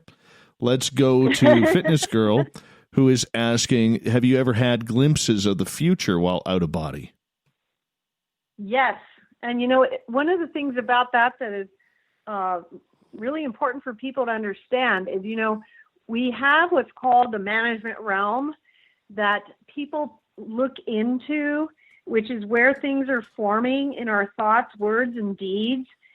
This is where a lot of psychics touch into when they're looking into what might be coming to pass. And so it's a very common thing for people to be able to touch into that and see things that might come to pass. But this is also why sometimes those things might change or alter. And you can learn a lot about that in a book called Medicine Woman Within a Dream as to how these things can alter or why they might alter. But it's important to be open to these types of messages about things that might be coming to pass in your future, because you can change them when they're in that management realm. They're not set in stone. And so, a lot of people have these types of premonitionary types of events, and it's important for people to know they can be altered at that point. Right. Jules is asking, what's the difference then between out of body and lucid dreaming? Lucid dreaming is a different level of consciousness, and it's a different type. It's kind of a part of your brain that's operating, rather than like when you're dealing with out of body travel. It's actually your soul is actually on the move, so to speak. So lucid dreaming is a little bit more of a mix there. You're dealing with more of your brain activity, versus out-of-body travel is a soul experience. Lucid dreaming is also a soul experience because your brain processes things that are going on in your life, so it's still important. It's very important. It's just a different process. All right. Well, let's just move on here. We got about 8 minutes to go before we got to go to break at the top of the hour. Chris is asking, do you believe in something like the world soul, Gaia, Paja Mama? I do believe that the Earth has consciousness. Absolutely, yes. One of the things you'll experience in the out-of-body travel state is the fact that all things have some kind of consciousness. Even inanimate objects contain consciousness, and all the souls, like the yogis and things like that, have talked about that for thousands of years. But absolutely, the Earth absolutely has consciousness, as do all the planets, and all things have it. All things have consciousness. It's just different types of consciousness. Right. I get that. Okay. Fitness Girl is asking, when you are out of body, are all your senses working like smells and sounds? That's a good question, because what actually happens is everything is heightened. So, everything that you normally sense is so much higher. So the colors are brighter, but more vibrant. The things that you hear are more beautiful. The things that you smell and taste are just much more fragrant and beautiful. And the things you taste, of course, it's just everything is heightened. So yes, you absolutely do. And you actually do feel, temperature, all those kinds of things. Everything is heightened. All right. Dark Hour is asking, I have heard that certain places are off limits even on the astral plane, example, the moon. Some report an energetic webbed wall of sorts preventing them to enter that area. Marilynn, have you ever experienced this? I have not experienced there being places that I could not go to. I've been to the moon and to a lot of different places and a lot of different planets. But that does not mean that there aren't places that you cannot go that I have not, tried to go to, So, so it's important to know that just because I haven't experienced it doesn't mean that others have, So, they might have gone to a different part of the moon. You know what I'm saying? So I have not experienced that. I do know that there are restrictions for different levels of, the hierarchies in terms of the spiritual spheres, as to it sounds like that might be more related to alien technology or even governmental technologies. And I've heard people talking about things like that, and I'm sure that that's possible. All right. Owner is asking, recent developments in remote viewing studies show that there is no time-space restriction in viewing. Is there any connection between remote viewing and out-of-body experience? There is, but it's not the same thing at all. I've learned remote viewing. Remote viewing is a very different modem. It is extremely different. Out-of-body travel is truly soul travel, whereas remote viewing is more of a psychic faculty. So, a very, very different mechanism by which you do either of these things. Very different. Annie is asking, I had an experience as a child and did not go past the ceiling. I will always remember the force returning back into my body. Do you know about that type of experience? What it's about? Yes. Well, what probably happened was, a lot of times when you have that experience where you leave the body and you're in the room and you didn't go past the ceiling, you were not prepared to pass through the ceiling because it is tighter vibrationally than air, and you hadn't yet learned how to do that, so it wouldn't have been something you would have been able to do. And so in your first experience like that, you would not have been able to maybe permeate the matter. There would have been possibly a very quick rush back to the body once you realized you were out, which is very typical when someone just realizes, oh my gosh, I'm out of my body, and then whoosh, that's that excitement I talked about, like, or the fear of it, or even just the startlement of it that happens that all of a sudden you're back in. That can happen. All right. Chris is asking, how important is a healthy body for astral or out-of-body travel? It's not important at all. It's ironically, sometimes for people, ironically, for me, I was actually terminally ill for like 10, 15 years, and then I had a miraculous recovery.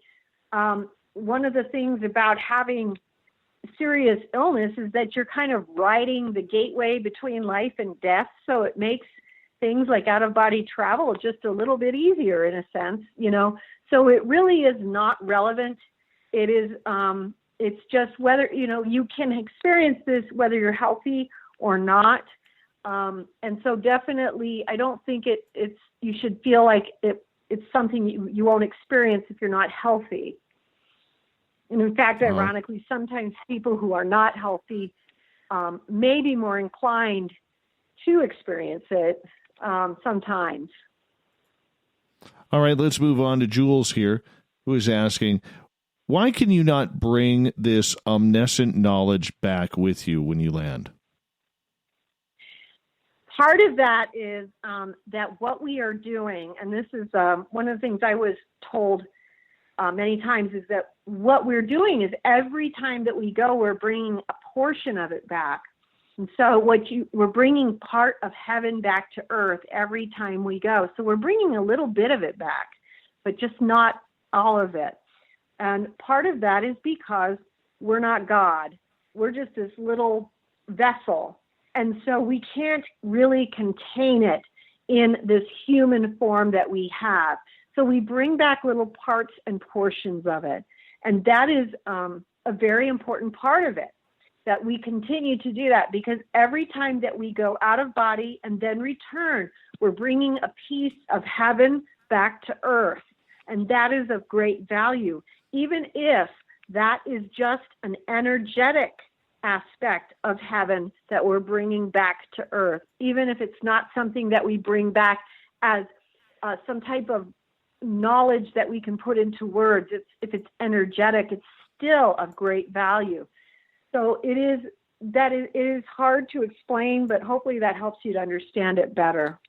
All right, we got 45 seconds here. Let's sneak in one more question. Andrew is asking, what does breathing underwater mean in a dream? Breathing underwater in a dream, to me, I would guess that it is indicative that he's getting a sense that he is in the ether. And the ether can have this, it's a similarity to water, the ether being the spiritual air that you have in the out-of-body travel state. So it's very similar sometimes to breathing underwater. And so he may actually be remembering little portions of an out-of-body experience where he is breathing underwater, but it's actually the ether. Interesting. Very interesting. Marilynn, I'm going to get you to hold on here because we are officially 2 hours down, 1 hour to go on Spaced Out Radio tonight. Marilynn Hughes continues to take your questions and mine on out-of-body travel, and we will continue with that. Then at the bottom of hour number 3, we have the SOR Newswire and the Thought of the Day. Stay tuned. More Spaced Out Radio coming up.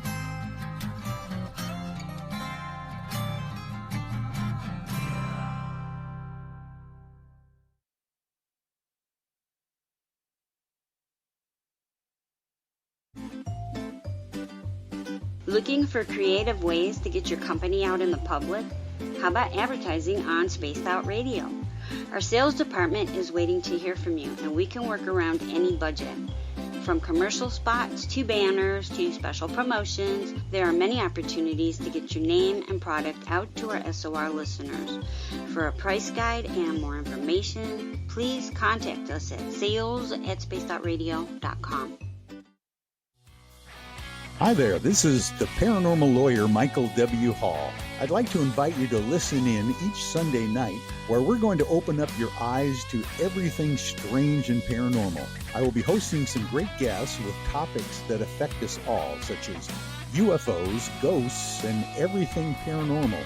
Let's learn together on Spaced Out Radio Sunday with myself, Michael W. Hall, the paranormal lawyer at spacedoutradio.com.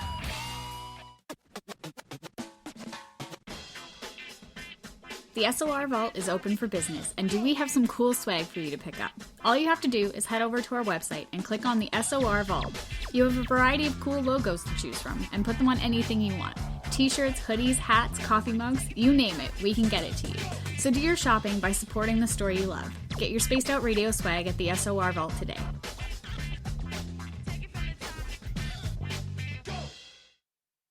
Hello, this is your guitar man, Ron Bumblefoot Thal, and I have to tell you, I love the response I get for Little Brother is Watching from Spaced Out Radio fans. It's amazing how music can inspire and make people think deeper about what's going on in the supernatural world. You can head over to my website, bumblefoot.com, to check out my music, my guitar workshops, my touring, even check out some of the hot sauces that I'm working on. And make sure you keep on listening, because with Spaced Out Radio, you know Little Brother is watching. For the price of 1 cup of coffee a month, you can become an SOR Space Traveler.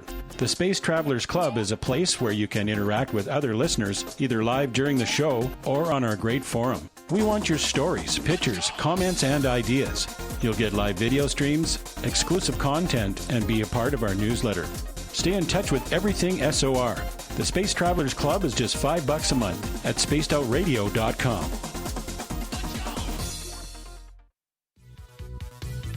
Hello, Space Travelers. It's me again, Carl. Don't forget to join the Space Travelers Club for just $5 a month and follow Spaced Out Radio on Twitter at Spaced Out Radio. Our Instagram, Dave Scott SOR. Our Facebook page is Spaced Out Radio Show. Our archives are free at youtube.com/Spaced Out Radio. Come woo it up with Spaced Out Radio today. Bye! We're adding to the entertainment online for Spaced Out Radio. I'm Amber Beckard, and I want to invite you to subscribe to our YouTube channel and check out Cryptid Tales, where I will take you on a journey into some of the strangest legends and lore from around the world, relaying the stories to you of the strange creatures and experiences that people have had throughout time. You can find Cryptid Tales at youtube.com/Spaced Out Radio. And while you're there, don't forget to check out our free archives and leave a comment. See you there. I'm feeling a little spicy tonight. What to do? What to do? Why not get Bumblefuck? 4 million Scoville units of pure hard rock. Bumblefoot hot sauces come in 3 flavors. The burning Bumble. Tone it down a bit with Bumblicious and throw the sauce on everything. Spice it up. Bumble me, baby. Bumblefoot hot sauce. Get it today at kajans.com. Hey, Space Travelers, this is John Resig, founder of the Chive and Chive Charities. If you know anything about our website, you know we like to do things a little differently. We're not some faceless organization collecting money for a nebulous cause. Our donor dollars go directly toward life-improving items. Then we give those items directly to an underdog who needs it most. To become a donor with Spaced Out Radio's official charity, Chive Charities, just go to chivecharities.org/donate. We all know on Spaced Out Radio we love a good beard and mustache, so why not take care of your facial hair with Mighty Moose Beard Oil? Made in Canada, we're taking care of beards and stashes around the world. We use 100% natural ingredients with our oils and balms to make your whiskers feel silky smooth. Use promo code SOR2019 at MightyMooseBeard.com today.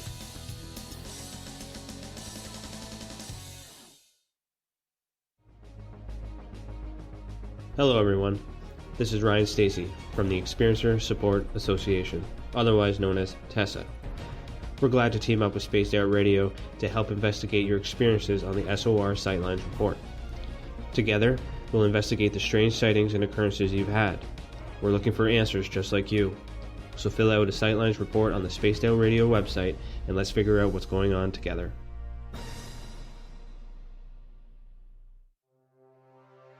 We are scouring the world for the most intriguing stories of your day.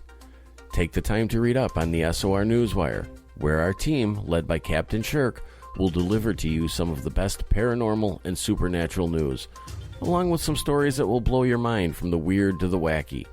It's the news outside the news that piques interest, and that's what we're looking to deliver to you.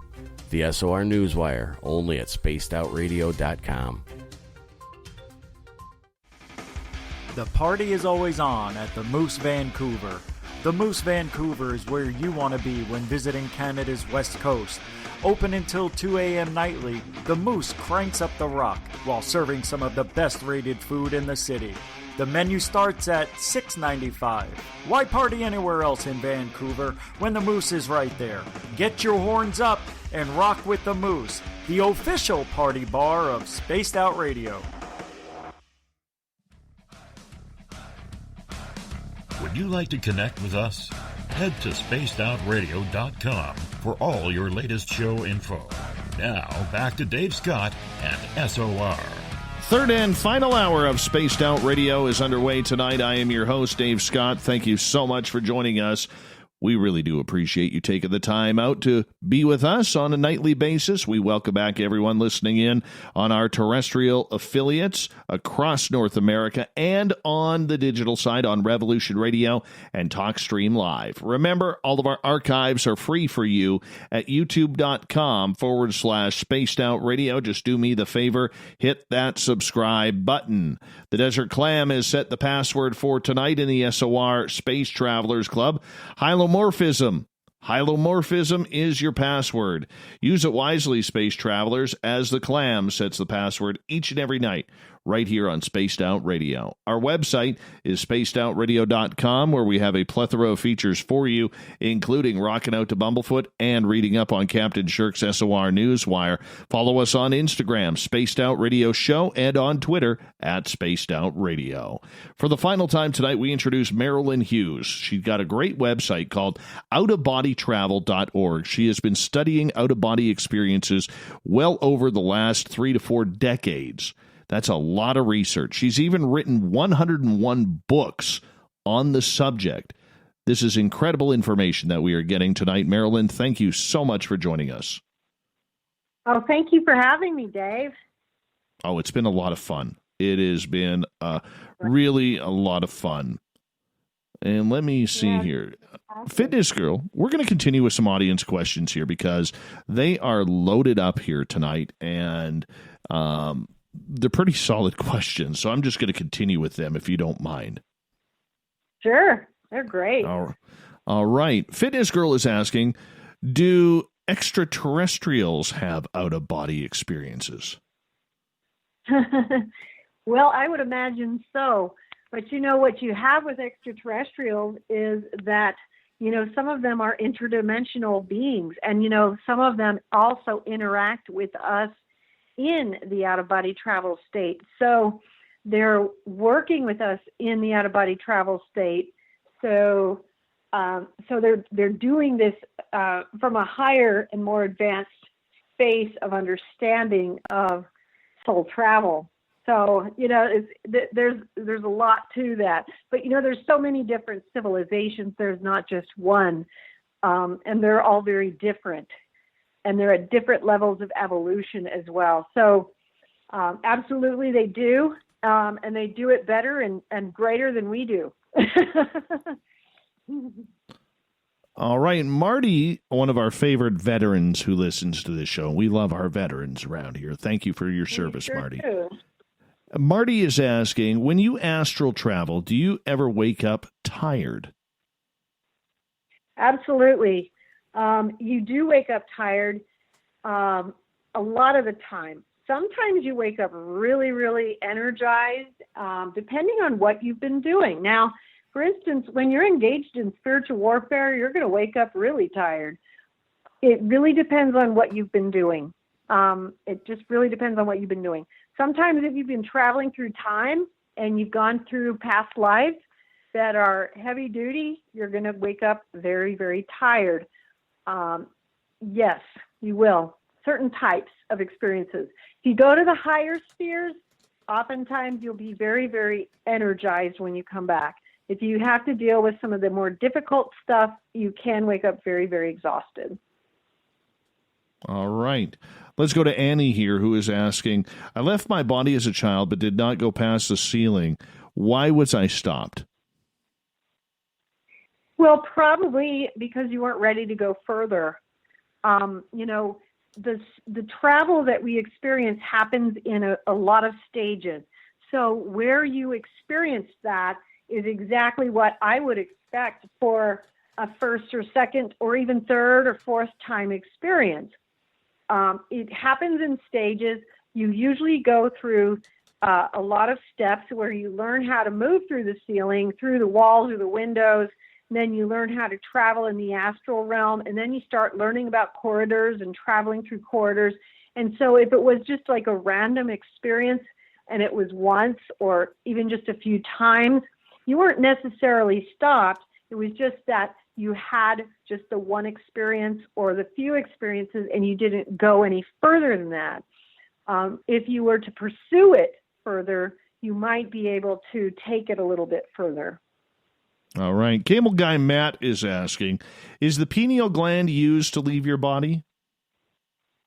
I've never had to use that, to do that. I've never, and the people that I teach and stuff, it's not something that we need to use. So, I know that some people do, so that's fine, but I don't need to. I don't think it's necessary is what I guess I would say. I love this question from Andrew in the United Kingdom. Good morning, Andrew. And he is asking, point blank, if you could see the future in out-of-body experiences, how could anybody miss what's happening in 2020? Well, here's the answer, Andrew. They didn't. I was having visions about what was happening in these years in the 1990s, and the prophecies of the popes was prophesied by St. Malachi, and seeing this stuff in the Middle Ages. Pope John the 23rd was seeing this in the 1950s. We have people who were having visions with the Marian apparitions in the last 200 years about everything that's happening now. And many of the mystics in the last, I'd say 500 to 2,000 years saw what was going to happen at these times, and in fact pinpointed the dates of 2027 to 2033. And I was specifically told 2026 to 2030, in the 90s, didn't know that there were all these other prophecies relating to this very specific time. And so the irony is that we just didn't pay attention to those ancient sacred texts to realize that they didn't miss it. We did. We didn't pay attention. I hear you. Joe is asking, if you are astral traveling and somebody comes across your comatose body and rushes you to the hospital, do you come back to where your body was or where it is, which is now in the hospital? Oh, you'll come back to it in the hospital, but generally your body is not comatose because you're out of body. If someone comes and tries to wake you up, you'll be rushed into, you'll wake up and you'll be pulled back into your body from wherever you are. So unless you're actually in a coma, a real coma for a genuine, life-threatening reason, you're not going to be in a coma because you're out of your body. So if someone tries to wake you up, they will be successful. So it's not a dangerous thing, because you have to remember again that this is a natural occurrence to all human souls and even animal souls. Watch this with your pets. We all do this while we're sleeping. It's a natural condition of the soul while we're sleeping. So when someone tries to wake you up, if you are out of body, you'll come back to your body. All right. Well, this leads to Greco's question. Can you wake up in another body? That's an interesting question. I've obviously never had that happen. In my many years of research, I haven't heard of that happening, but I wouldn't say that it's impossible. You experience other lifetimes. You experience other things. It's not like you do these things permanently. You have these temporary journeys, you know. We have heard of unusual cases like in T. Lobsang Rampa, where there is believed to have been, you know, the spirit of a Tibetan Lama came into his body. We don't know. You know, I think it's possible that can happen. I've never had that happen in my experience. I think it's highly unusual. But if you were to actually look over the entire body of knowledge and, you know, in the history of the world, you'd probably find that it may have happened, you know, at one time or another. You know what I mean? Right. Absolutely. Absolutely. All right. This leads to Jules' question. Is OBE confirmation of the many interacting worlds theory? Oh, yeah, absolutely, yes. When you have the out-of-body experience, you will actually experience the many interacting worlds. You're going to actually travel amongst them and actually experience it and participate in it and witness it and actually embody it, become a molecular part of it. Absolutely, yes. You know, you become it. It's such an amazing thing. It really is. Yes. Yeah. Good question. Devin is asking, how many of me exist at one time in other dimensions, and can I drop into my body there? This kind of goes along what we asked a little bit earlier. Well, that's an interesting question too, and I think the question is we don't really know. You know, I don't think that we can comprehend that. But I think it could be anything. It could be infinite, really. But at the same time, we can drop into those things. We can drop into other parallels. But the only thing that is relevant is what parallels or what other portions should we drop into that have purpose for us to drop into. And when we travel out of body according to the will of God, we will be dropped into those times, those points in time that are relevant for our soul direction and our soul development. And that's what we want to focus on, because we can get caught up in, you know, okay, I want to see it all. And that's fun, but what we want to do is focus on where it's purposeful. And by following the direction that we are given in the mystical training, we'll be taken exactly where we need to be and to what we need to see and experience in order to progress. All right. Cable Guy Matt is asking, what's one future event from OBEs that we should probably know about? Well, I think we're in it. You know, it's this period of time that we are entering right now, which is a very important period of time in history from now until about 2035. This is going to be a very important time. We're going to have a lot of turmoil, a lot of tumult, and, you know, a possible time of great destruction, possibly wars and natural disasters and things that we're seeing, the kinds of things that we're seeing. And we all need to be prepared to, as what I was shown and many people have been shown, is to fulfill the function of our survival. If we are here and incarnate now at this time, we are here because we agreed to be here at this time to fulfill a certain function during this unique time in human history. So we want to be in a state of as much preparedness as we can to fulfill what we came here to do during this period. And so that requires, that requires a lot of prayerfulness and alertness to the times that we're looking at here. All right. Sharon is asking, I have out-of-body experiences. I see aliens and ghosts, and I am constantly traveling into other dimensions. Is this normal? Or is this just part of who she is? It's normal. I think it's very normal. I think it's totally normal. And I think what we're finding here is that more and more people are becoming awake to what is normal and naturally latent. And these things are normal and naturally latent. And so she's just becoming conscious of these things that are naturally around us, that have been around us, that we just haven't been aware of. So her spiritual senses are awakening, and that is a good thing. And now what she can do with that is she can learn to cultivate them. And it's very important that we do cultivate them.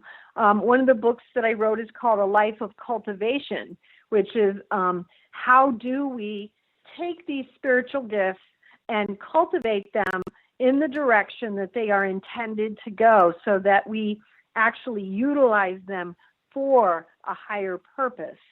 And that's what I would suggest that she consider doing with these natural gifts. And other people who might be listening, these are the natural gifts that we're all becoming aware of, but we are to cultivate them.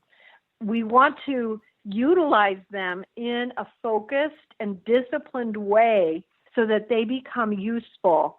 We don't want them to be thrown around haphazardly, because they do have the ability to be very, very useful, but we do have to utilize some things in order to harness those gifts more properly. And they're available. You know, at my website, you can learn a lot about that, even through the course of study, which is totally free as well, about cultivating, and honing those gifts in that right direction.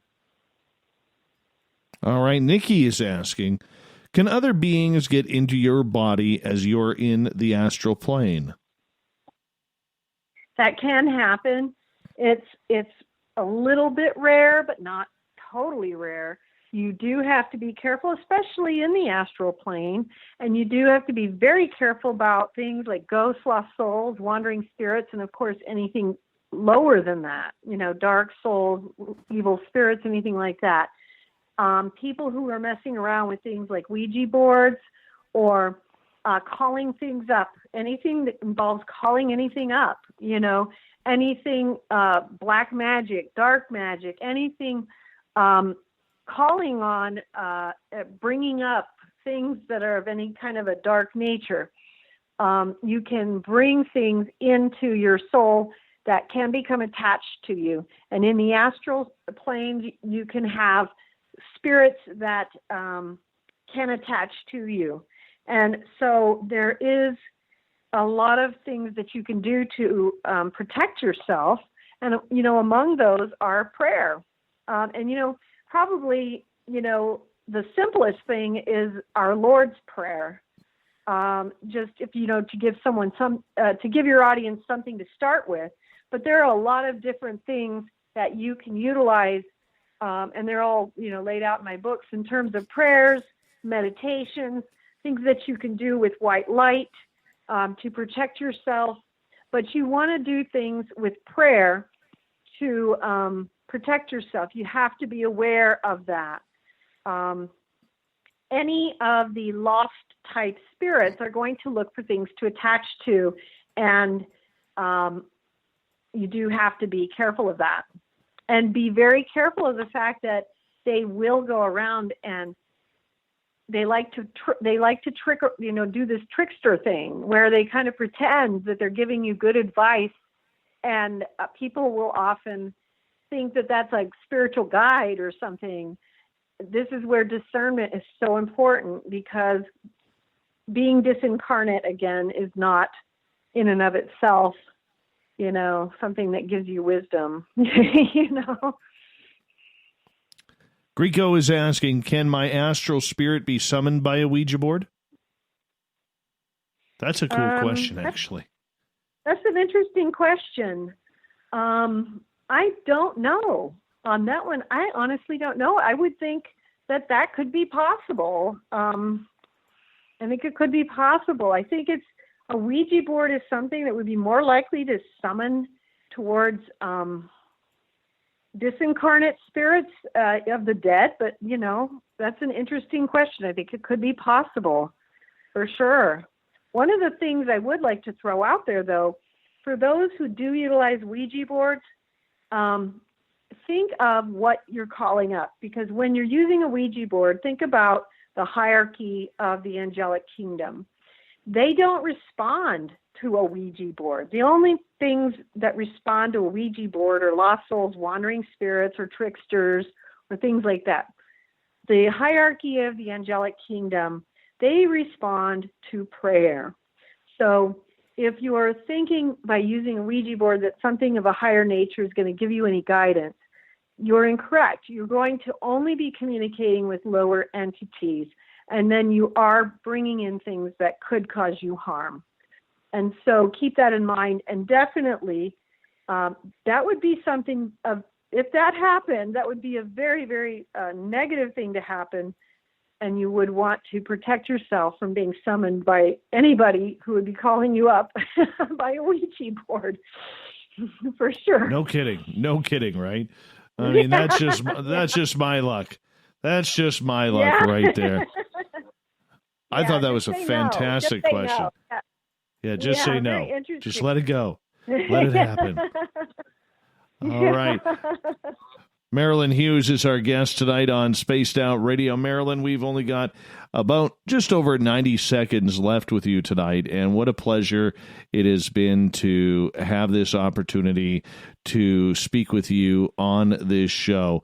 Do me a favor over the next minute and a bit here, and tell everybody where they could find your books, where they could find more information on what you're all about, please. Come to outofbodytravel.org. We're the Out of Body Travel Foundation. You can download all of our books for free under Out of Body Books. And we also have a free course of study. And there's a lot of things at the website that you can learn about. Tons of video content as well. You can send me emails if you have questions. I welcome that. And so it's been great to be with you, Dave, and I love your audience. They've got great questions. It's been great to be on. Thank you for inviting me. Oh, no problem. No problem. We have had so much fun with you tonight, and really it's a rare treat, because normally we are usually talking about everything from aliens to Bigfoot to UFOs, and because of all the UFO movement that's been going on around the world lately, we've been really highly concentrating on that.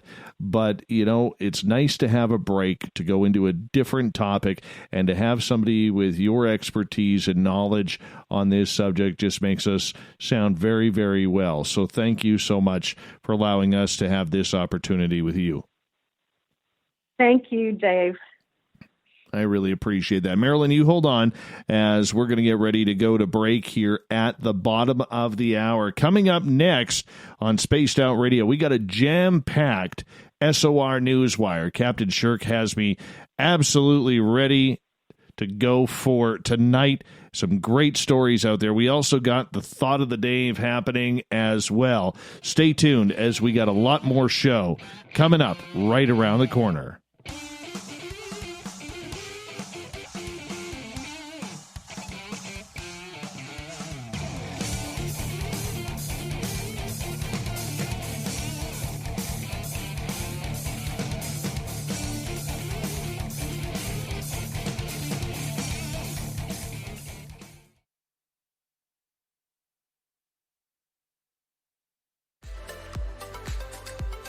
Are you looking for great advertising value for your company? Look no further than Spaced Out Radio. We have a multitude of places to get your name out there, including commercial ads during the show, special promotions, and banners on our website. Our audience is proven to support the companies that support our show. We can make your budget work for you. For more information, please contact us at sales@spacedoutradio.com. Hi there, this is the paranormal lawyer Michael W. Hall. I'd like to invite you to listen in each Sunday night where we're going to open up your eyes to everything strange and paranormal. I will be hosting some great guests with topics that affect us all, such as UFOs, ghosts, and everything paranormal. Let's learn together on Spaced Out Radio Sunday with myself, Michael W. Hall, the paranormal lawyer at spacedoutradio.com. Hey everybody, the SOR Space Travelers is open. For just $5 a month, you can hang out with Dave and our crew privately in our members-only section. With your signing, you'll receive newsletters on what's going on with Spaced Out Radio. You'll have direct contact with the host during the show in our chat, live streaming videos, and a great forum for your posts and more. Become a space traveler now at spacedoutradio.com.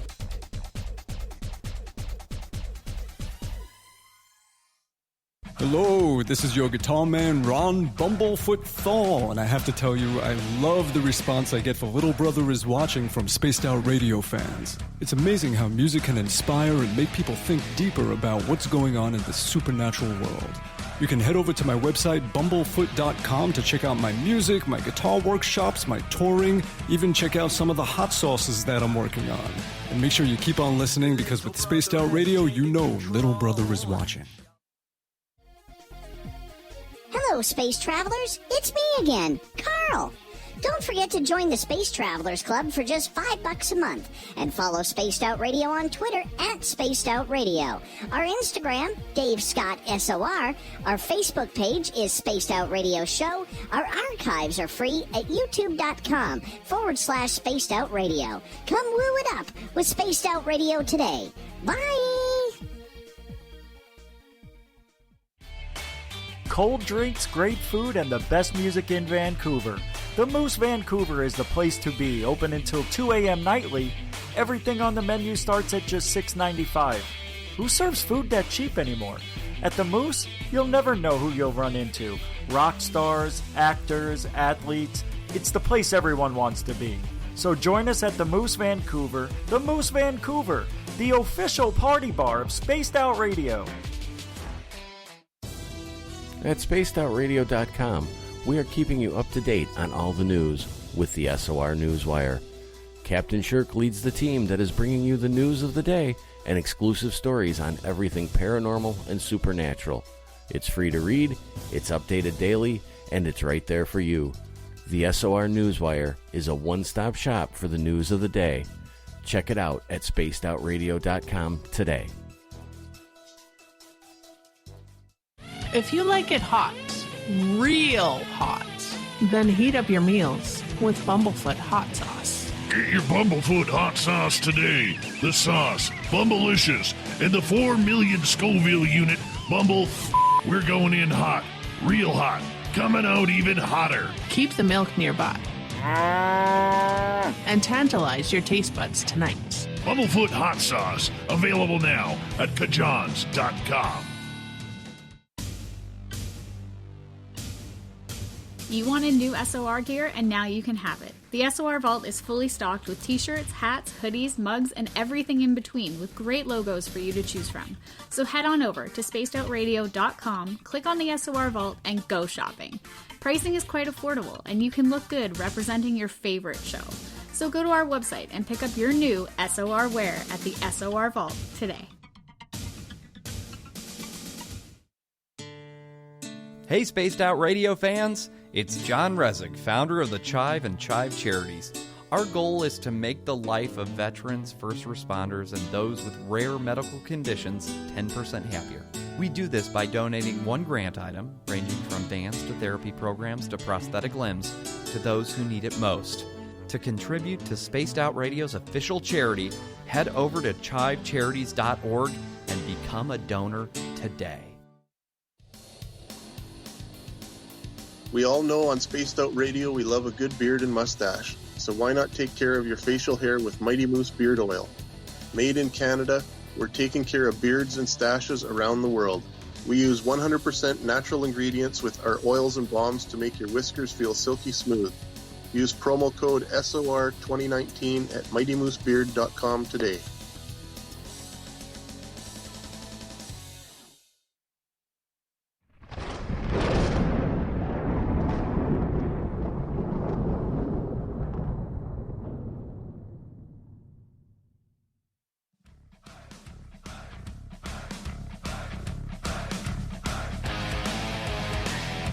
We've rounded third. We're heading for home tonight on Spaced Out Radio. I am your host, Dave Scott, sitting in the captain's chair of SOR headquarters. Thank you so much for joining us tonight. I want to remind you that if you missed most of this show or others, check out our free archives at youtube.com/Spaced Out Radio. Just do me the favor, hit that subscribe button. Our website, spacedoutradio.com, where we have a plethora of features for you, including rocking out to Bumblefoot and reading up on Captain Shirk's SOR Newswire. Follow us on Twitter at Spaced Out Radio for the show, and Instagram at Spaced Out Radio Show. Speaking of the news, oh yeah, it's that time once again, everybody.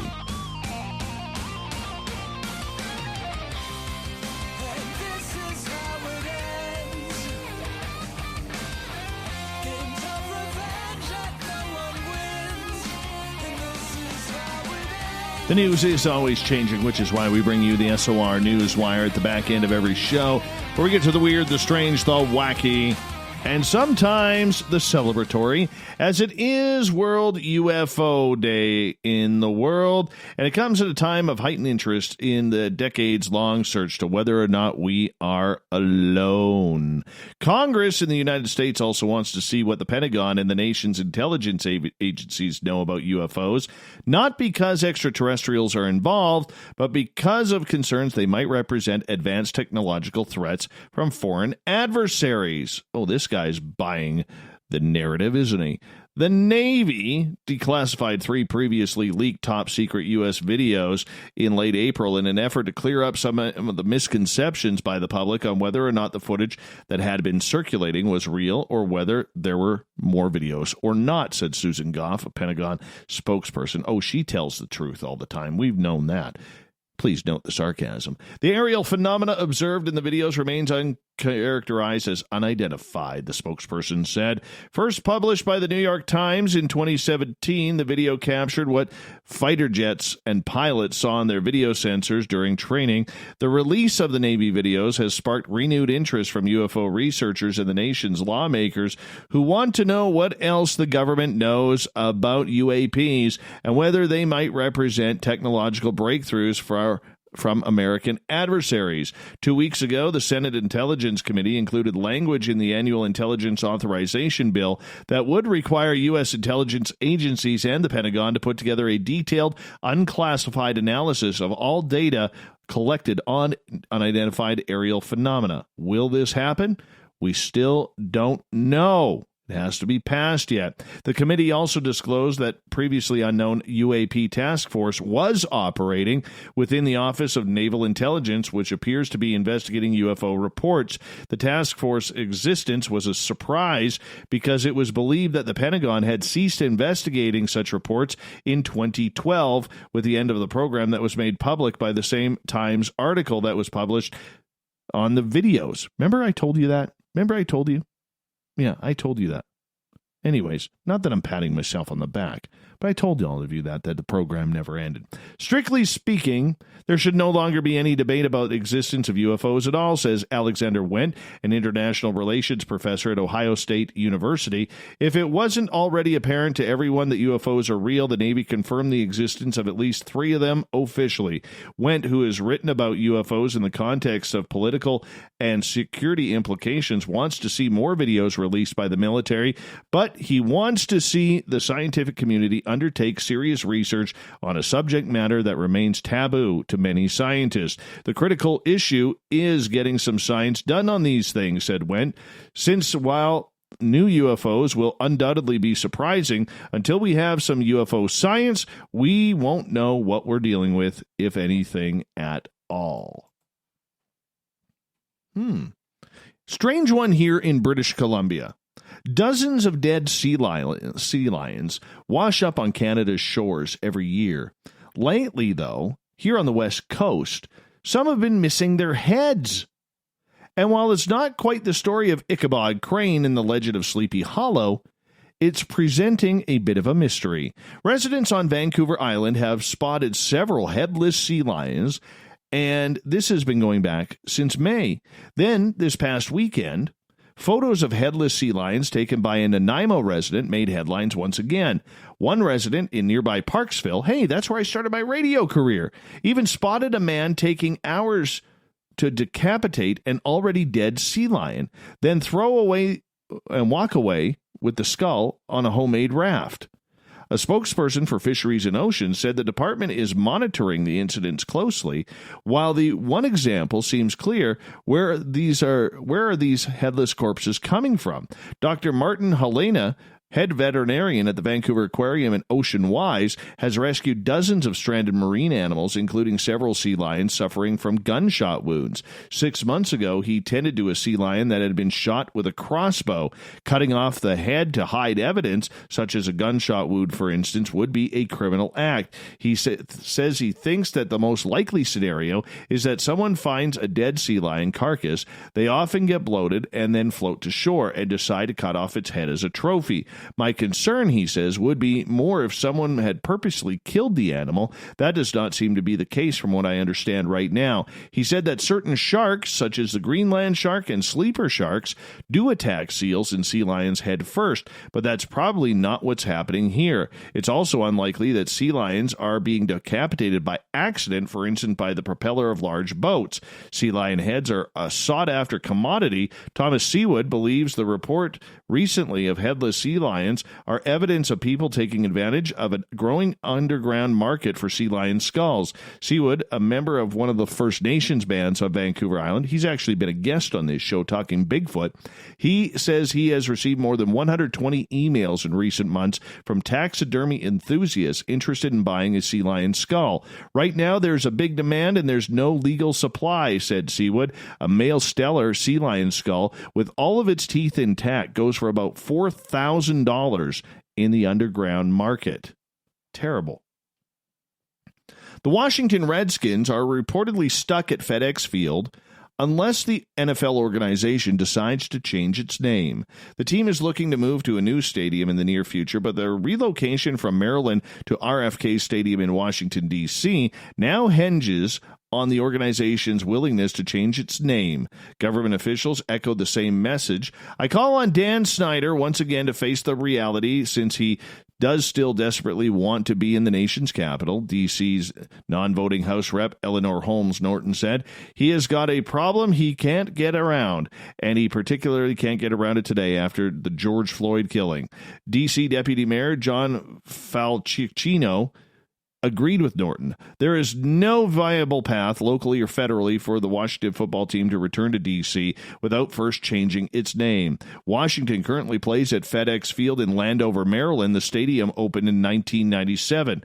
According to reports, the Redskins expressed interest in playing at RFK Stadium after a bill was introduced in 2019 urging the federal government to sell the land to the city. The bill won't pass unless the land is used for the team under a different name. The Redskins' nickname has come under even more scrutiny since the police-involved death of Floyd in May. The name has been deemed racist by many, but the organization has refused to change it. Snyder has said he's not open to changing the name and views it as an honor towards Native Americans. The Washington team has also been known as the Redskins since 1933, when they changed the name from the Boston Braves to the Boston Redskins. The team then moved to Washington in 1937.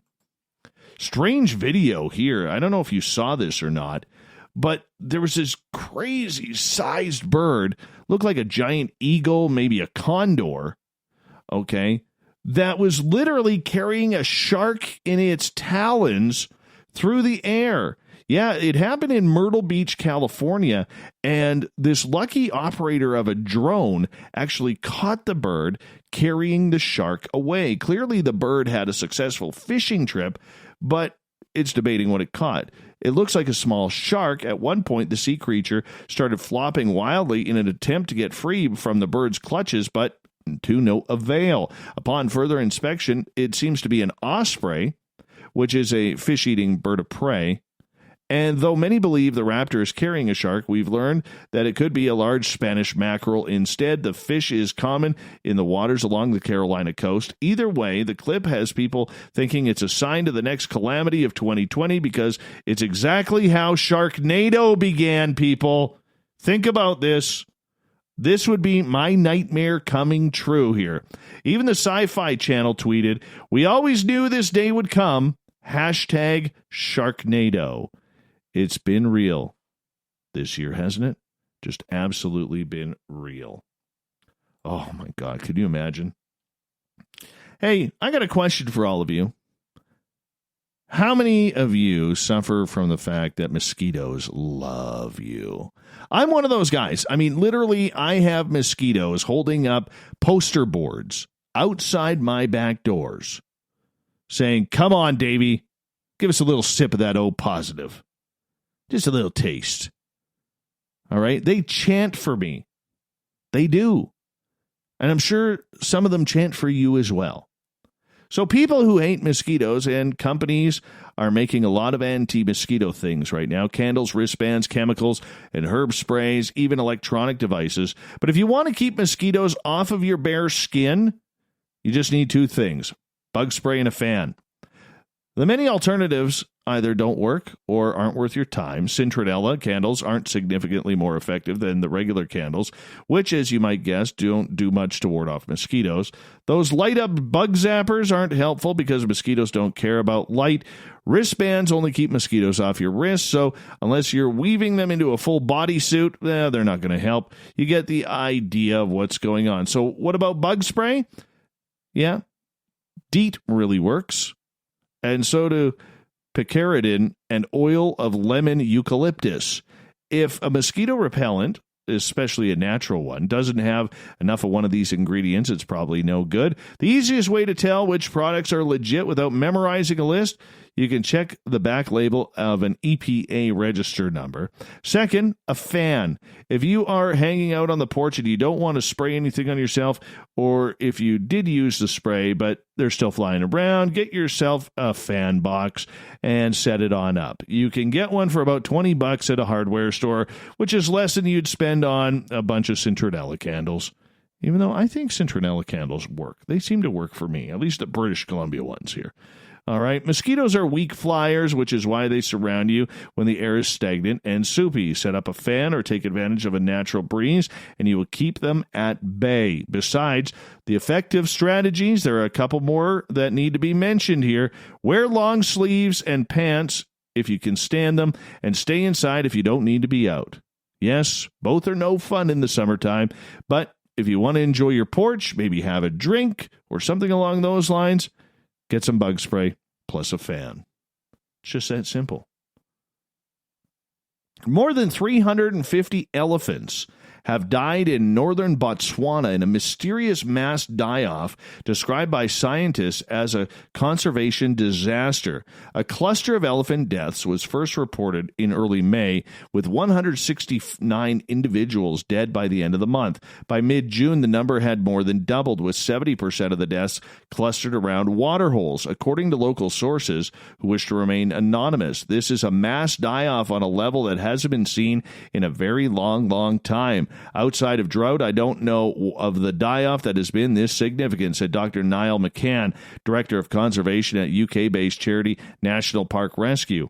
The Botswana government has not yet tested samples, so there is no information on what is causing the deaths or whether they could pose a risk to human health.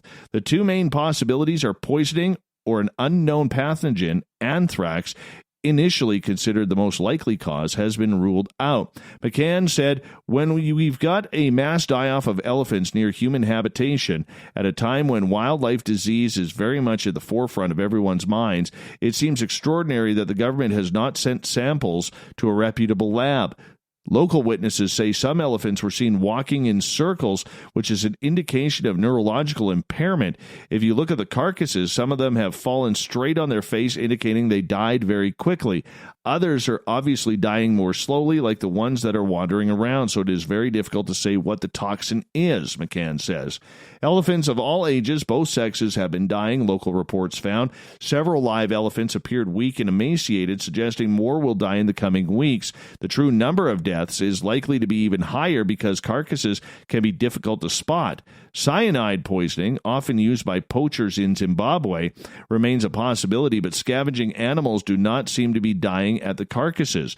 Local reports say there were fewer vultures on carcasses than expected, but none showed the signs of abnormal behavior. There is no precedent for this being a natural phenomena, but without proper testing, it will never be known, McCann says. COVID-19 has been mentioned as a possible cause, but is considered highly unlikely. There are about 15,000 elephants in the Delta, 10% of the country's total. Ecotourism contributes to 10 to 12% of Botswana's GDP, second only to diamonds. You see elephants as assets of the country. They are the diamonds wandering around the Delta, said McCann.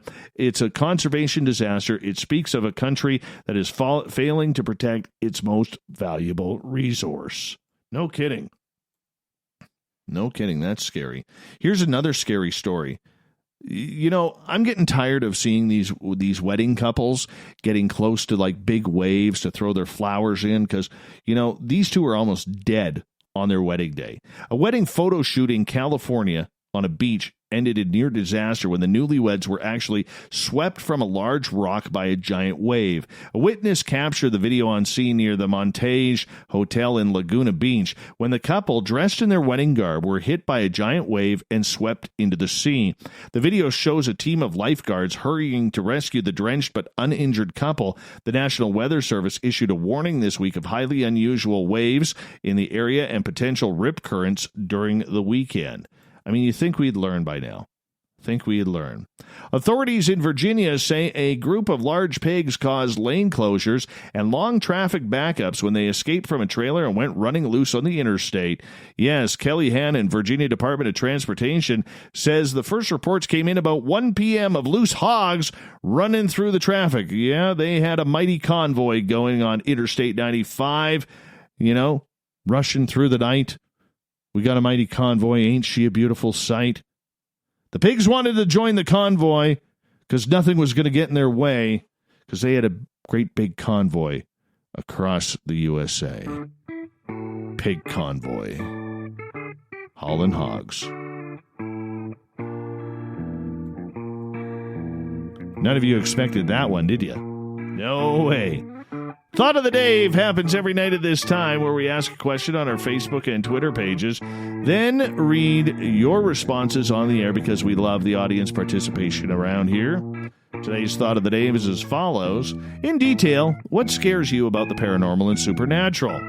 Let's start off with our favorite veteran, Marty, on Twitter. Thank you for the clown, Marty. Paranormal and supernatural things don't really scare me, but alien abductions are a different thing. And even though I'm not an experiencer myself, I know people who have told me things that are scary about the subject. John, that something might be able to act on me in ways I don't want, and I seem powerless to stop. Rono, people that are afraid of it. Thanks, Ron. Going deep there, buddy. Going deep. All right, moving on here. Let's go to our next crew. Tom, something following me home. Adam, it's rather simple. It's the fear of what we don't understand. The things that live in the dark corners of our minds. Do ghosts exist, or do we subconsciously create our own worst fears into existence? Are we ourselves the things that need to be scared of? Alex, Zach Bagans after he had too many energy drinks. Unlike Zach, however, I'm cool with donkeys. Thank you, Alex.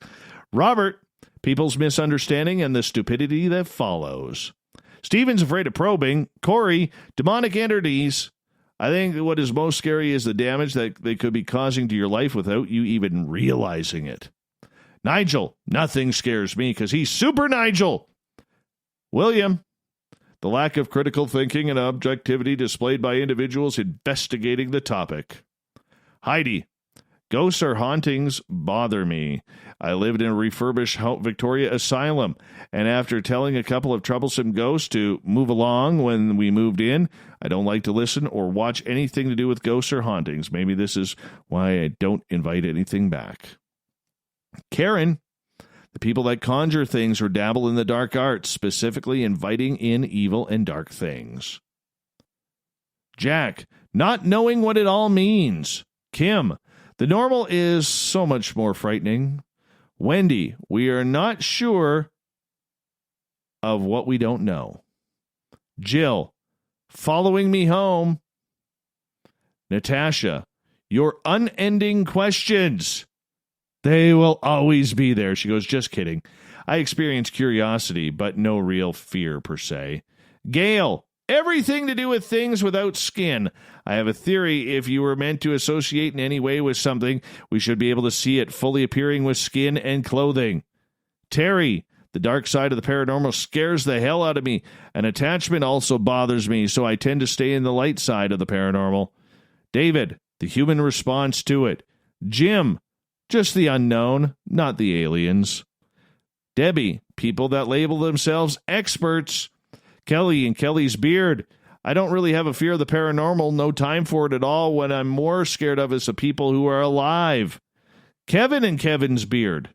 Let's get to that one. Having a heart attack. If I expect it, I'm okay. If I pull in my driveway at 3 a.m. and there is a 7-foot shadow figure looking at me, the first few seconds, test the old heart. Thank you for everybody participating in the Thought of the Dave. I really do appreciate you taking the time.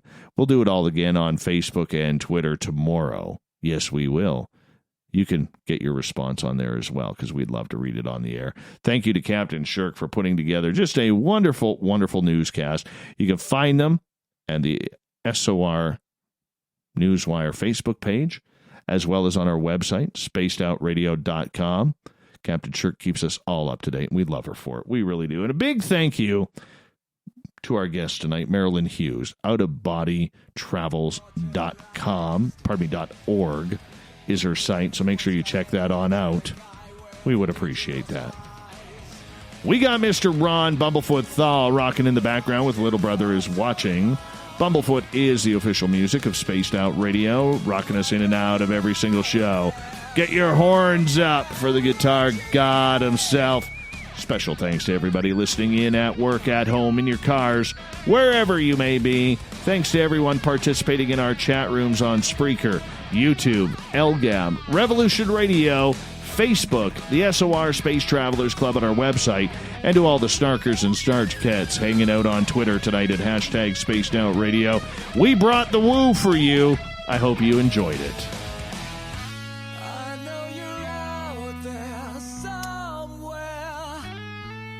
Remember, this show is copyright by Spaced Out Radio and SOR Media Ventures Limited. Thank you so much for sharing your evening with us, because together, my friends, say it with me, we own the night. Mr. Bumblefoot, we need a favor. We need you to take us home.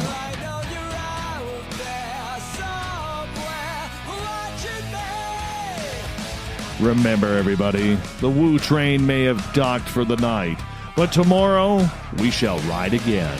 Remember, your seats are always available. Your tickets never expire. And if you want to bring a friend, there's room for them too. Have a great night. Good night.